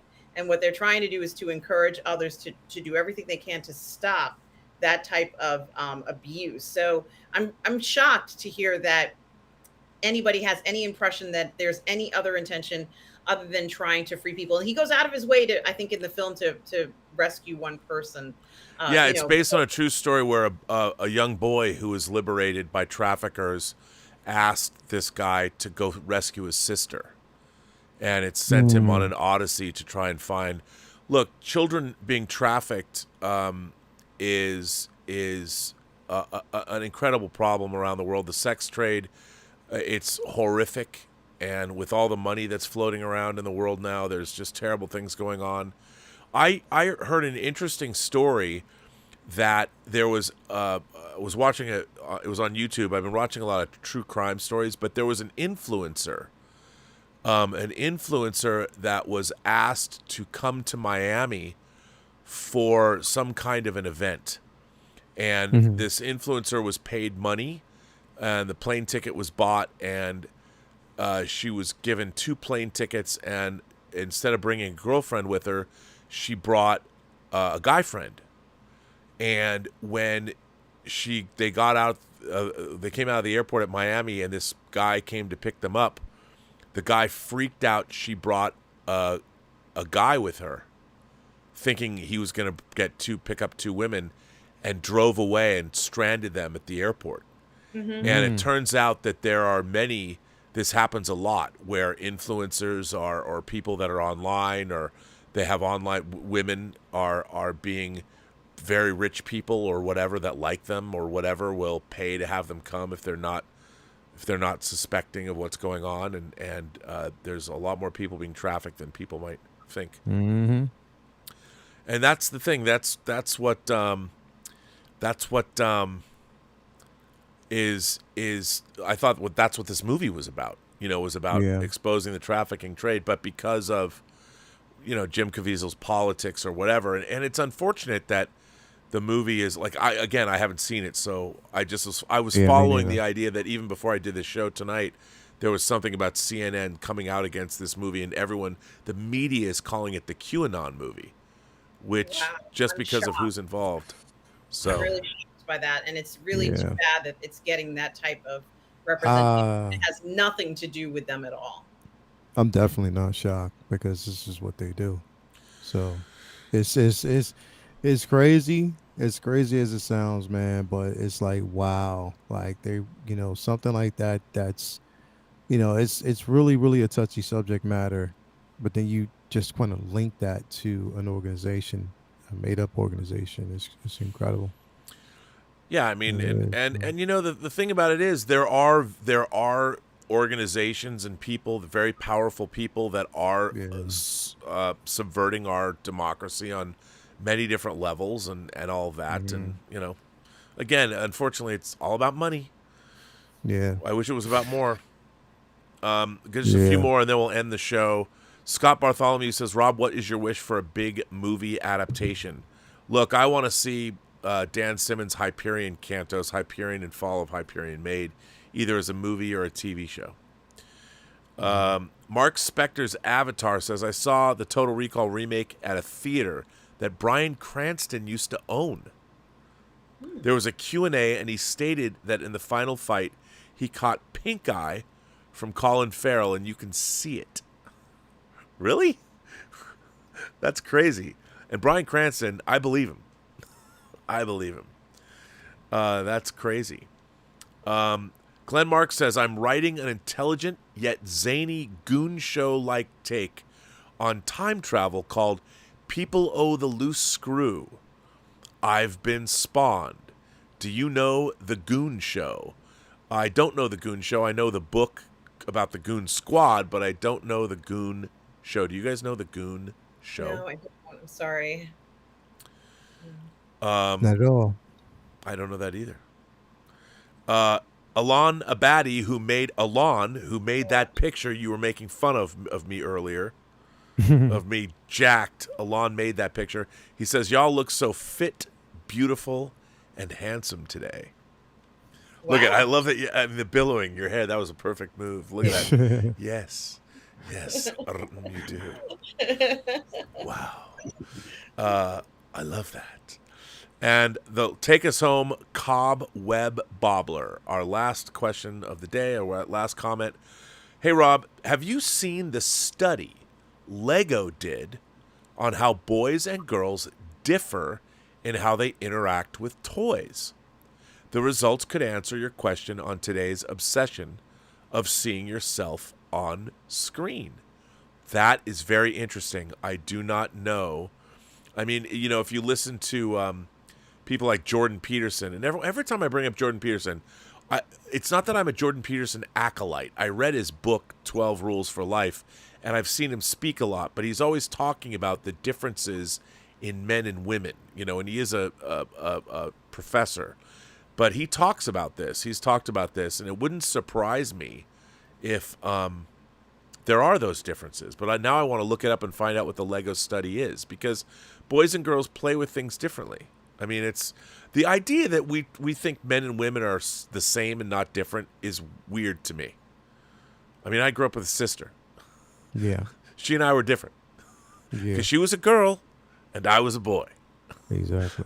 Yeah, definitely. I mean, one example of this is that I'm getting the Padme and Anakin 1/6 scale figures, but my figures are going to be recreating like the marriage scene, and there's going to be a scene where they're rolling. You remember where they're rolling around in the grass and all that stuff? Yeah. There's going to be a scene like that, and where they're at the table and he's levitating the fruit, and those are the scenes I'm recreating. Would you like to know what my Padme and Anakin are going to be doing?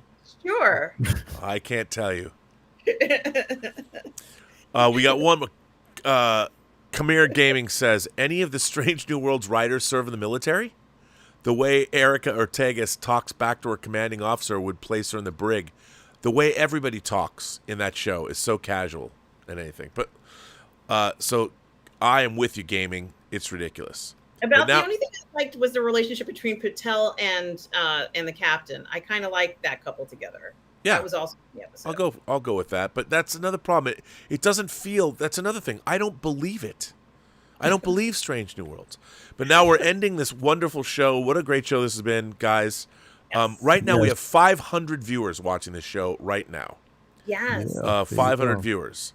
And I want to thank you guys for watching the show. Lael, you've got a lot going on your channel. What's going on your channel? Oh man, tomorrow we have Collectors Lounge International, Monday Comic Book Talk with Friends, And then we have again, say what, Wednesday, I believe Uncivilized this week. I'm not really sure. I believe so. I think it is. And Figure Flex Friday. I got a couple videos that are going to be dropping. If you haven't already subscribed to the 1/6 Scale Man YouTube channel, make sure you have. On my way, still my way to 4,000 subscribers. We'll get there. But definitely, if you haven't already, please subscribe. Hit the like button on any video you actually watch. I do appreciate the support. And what do you have going on? Well, guys, please subscribe to my YouTube channel, Positive Fandom, where I do all the parlay in the fandom on Sundays with my Sunday brunch show at 10:30 a.m. Eastern Standard Time. You can also find me gaming on my channel, if not every day, every other day. I am doing live watch party for Outlander Season 7, the final season. It's such a fantastic series if you haven't seen it. So make sure you do check that out. And I also do my historical movie series with Darth Plato and sometimes with Lance from the Outcast Creative. We look at historical films, epic films like Glory. We just did Gettysburg. You know, we're looking at all those great, fantastic films that we absolutely love. So especially those of a historical nature. We're doing 8 Men Out this Thursday at 6:15 p.m. on my channel. But guys, you can also find me here on the Burnettwork, where I do Ladies of the PGS on Mondays at 6 p.m. And also coming up, Lorena and I are going to be reviewing Robert, the greatest year in geek history. Woo! Next week, next Saturday, from 5 to 7, episodes 1 and 2. So guys, watch along with us, on this great documentary. We're going to follow it up 2 weeks from now. But I also have another PGS reviews coming up, PGS Moving Image with Catherine Cook and Cameron Pasha in a few weeks. We're going to be reviewing The Thing, cinematic IP, and another Cat's Corner is on its way, guys. So please do check all of that great stuff out, and please do subscribe to Positive Fandom. I could really use some more subscribers, and I like to hear from all of you too. So please do come to the channel, see what it's about. There's a lot of content and just a good time. We do these live streams while I'm gaming, and I'm not the best gamer, but it is a fun time to see all of you. And Tom Jr. Jackson, thank you for everything. We are all goof people.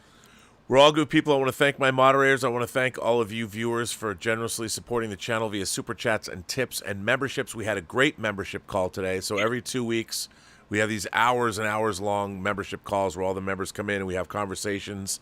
And it's always great to see everybody. It's so funny. We got all these new members, but so many people who support the channel don't come to the calls. And I understand people are bashful. For a subscription for 99 cents, Robert, that's not very much money at all. Everybody should be subscribing and buying a membership. Yeah, it's so much fun to see everybody. And today I can only go for 3 hours as opposed to 7. But thank you very much. I want to thank, of course, my lovely co-hosts, Lael Rockwell, the 1/6 Scale Man himself, and of course the billowy And thank you all for being here. This is a great channel. I love everybody here. Thank you all. And I'm going to be dropping some more. Watch on the CW. It aired already tonight. But if you get the CW app, which is free, you can watch 1982, The Greatest Geek Year Ever. It is full of geeky goodness about your favorite movies. Star Trek II, Poltergeist, E.T., Blade Runner, The Thing, Megaforce. No kidding. Night Shift. They interview Ron Howard in another episode about comedy and horror that is coming up. But it's a lot of fun. The documentary is great. And just because I'm in it, I don't have to. But it's a lot of fun. So check that out on the CW app. And the next episode, it airs the next 3 consecutive Saturday nights at 8 o'clock. So check that out. And on that note, I will let you beautiful people go. Thank you for being here, you two. See you later. I'll see you next week. Bye. And let you guys go. Now, I know everybody wonders. I am not going to bring on randos tonight. I'm sorry. And when I say randos, I mean you. I know I can't do it. I am exhausted. I've been working a lot on unrelated things, unrelated to YouTube, which you'll find out about. And I've been making some more videos, more standalone videos. I want to thank everybody, by the way, for all the support of the Star Trek videos that I've been putting up lately, especially the edited one on the current state of Star Trek. that I have to give all credit to my editor, Jack, all the way over in Ireland for being awesome. And yeah, and the Lana Ewan Reviews is going to be an Architects of Imagination going up. So a lot is happening. And I want to thank you. And we are going to have a panel show. The Imagination Connoisseur show was going to start on the 24th, but I found out from my electric company, this is true, they're turning off our power from 9 a.m. to 6 p.m. on Monday the 24th. So I have to start it on the 25th. That's the Imagination Connoisseur show. You will hear more about it soon. And Comic-Con's in 2 weeks. I'm doing a couple of panels at Comic-Con if you're going to be there. We're going to be doing, of course, Starship Smackdown, a panel we started in 2002, and we're still doing it. I don't know why. But anyway, on that note, remember, every person you meet has a story to tell that you have yet to hear. And all you have to do is listen. And with that, I say to all of you, have a better day.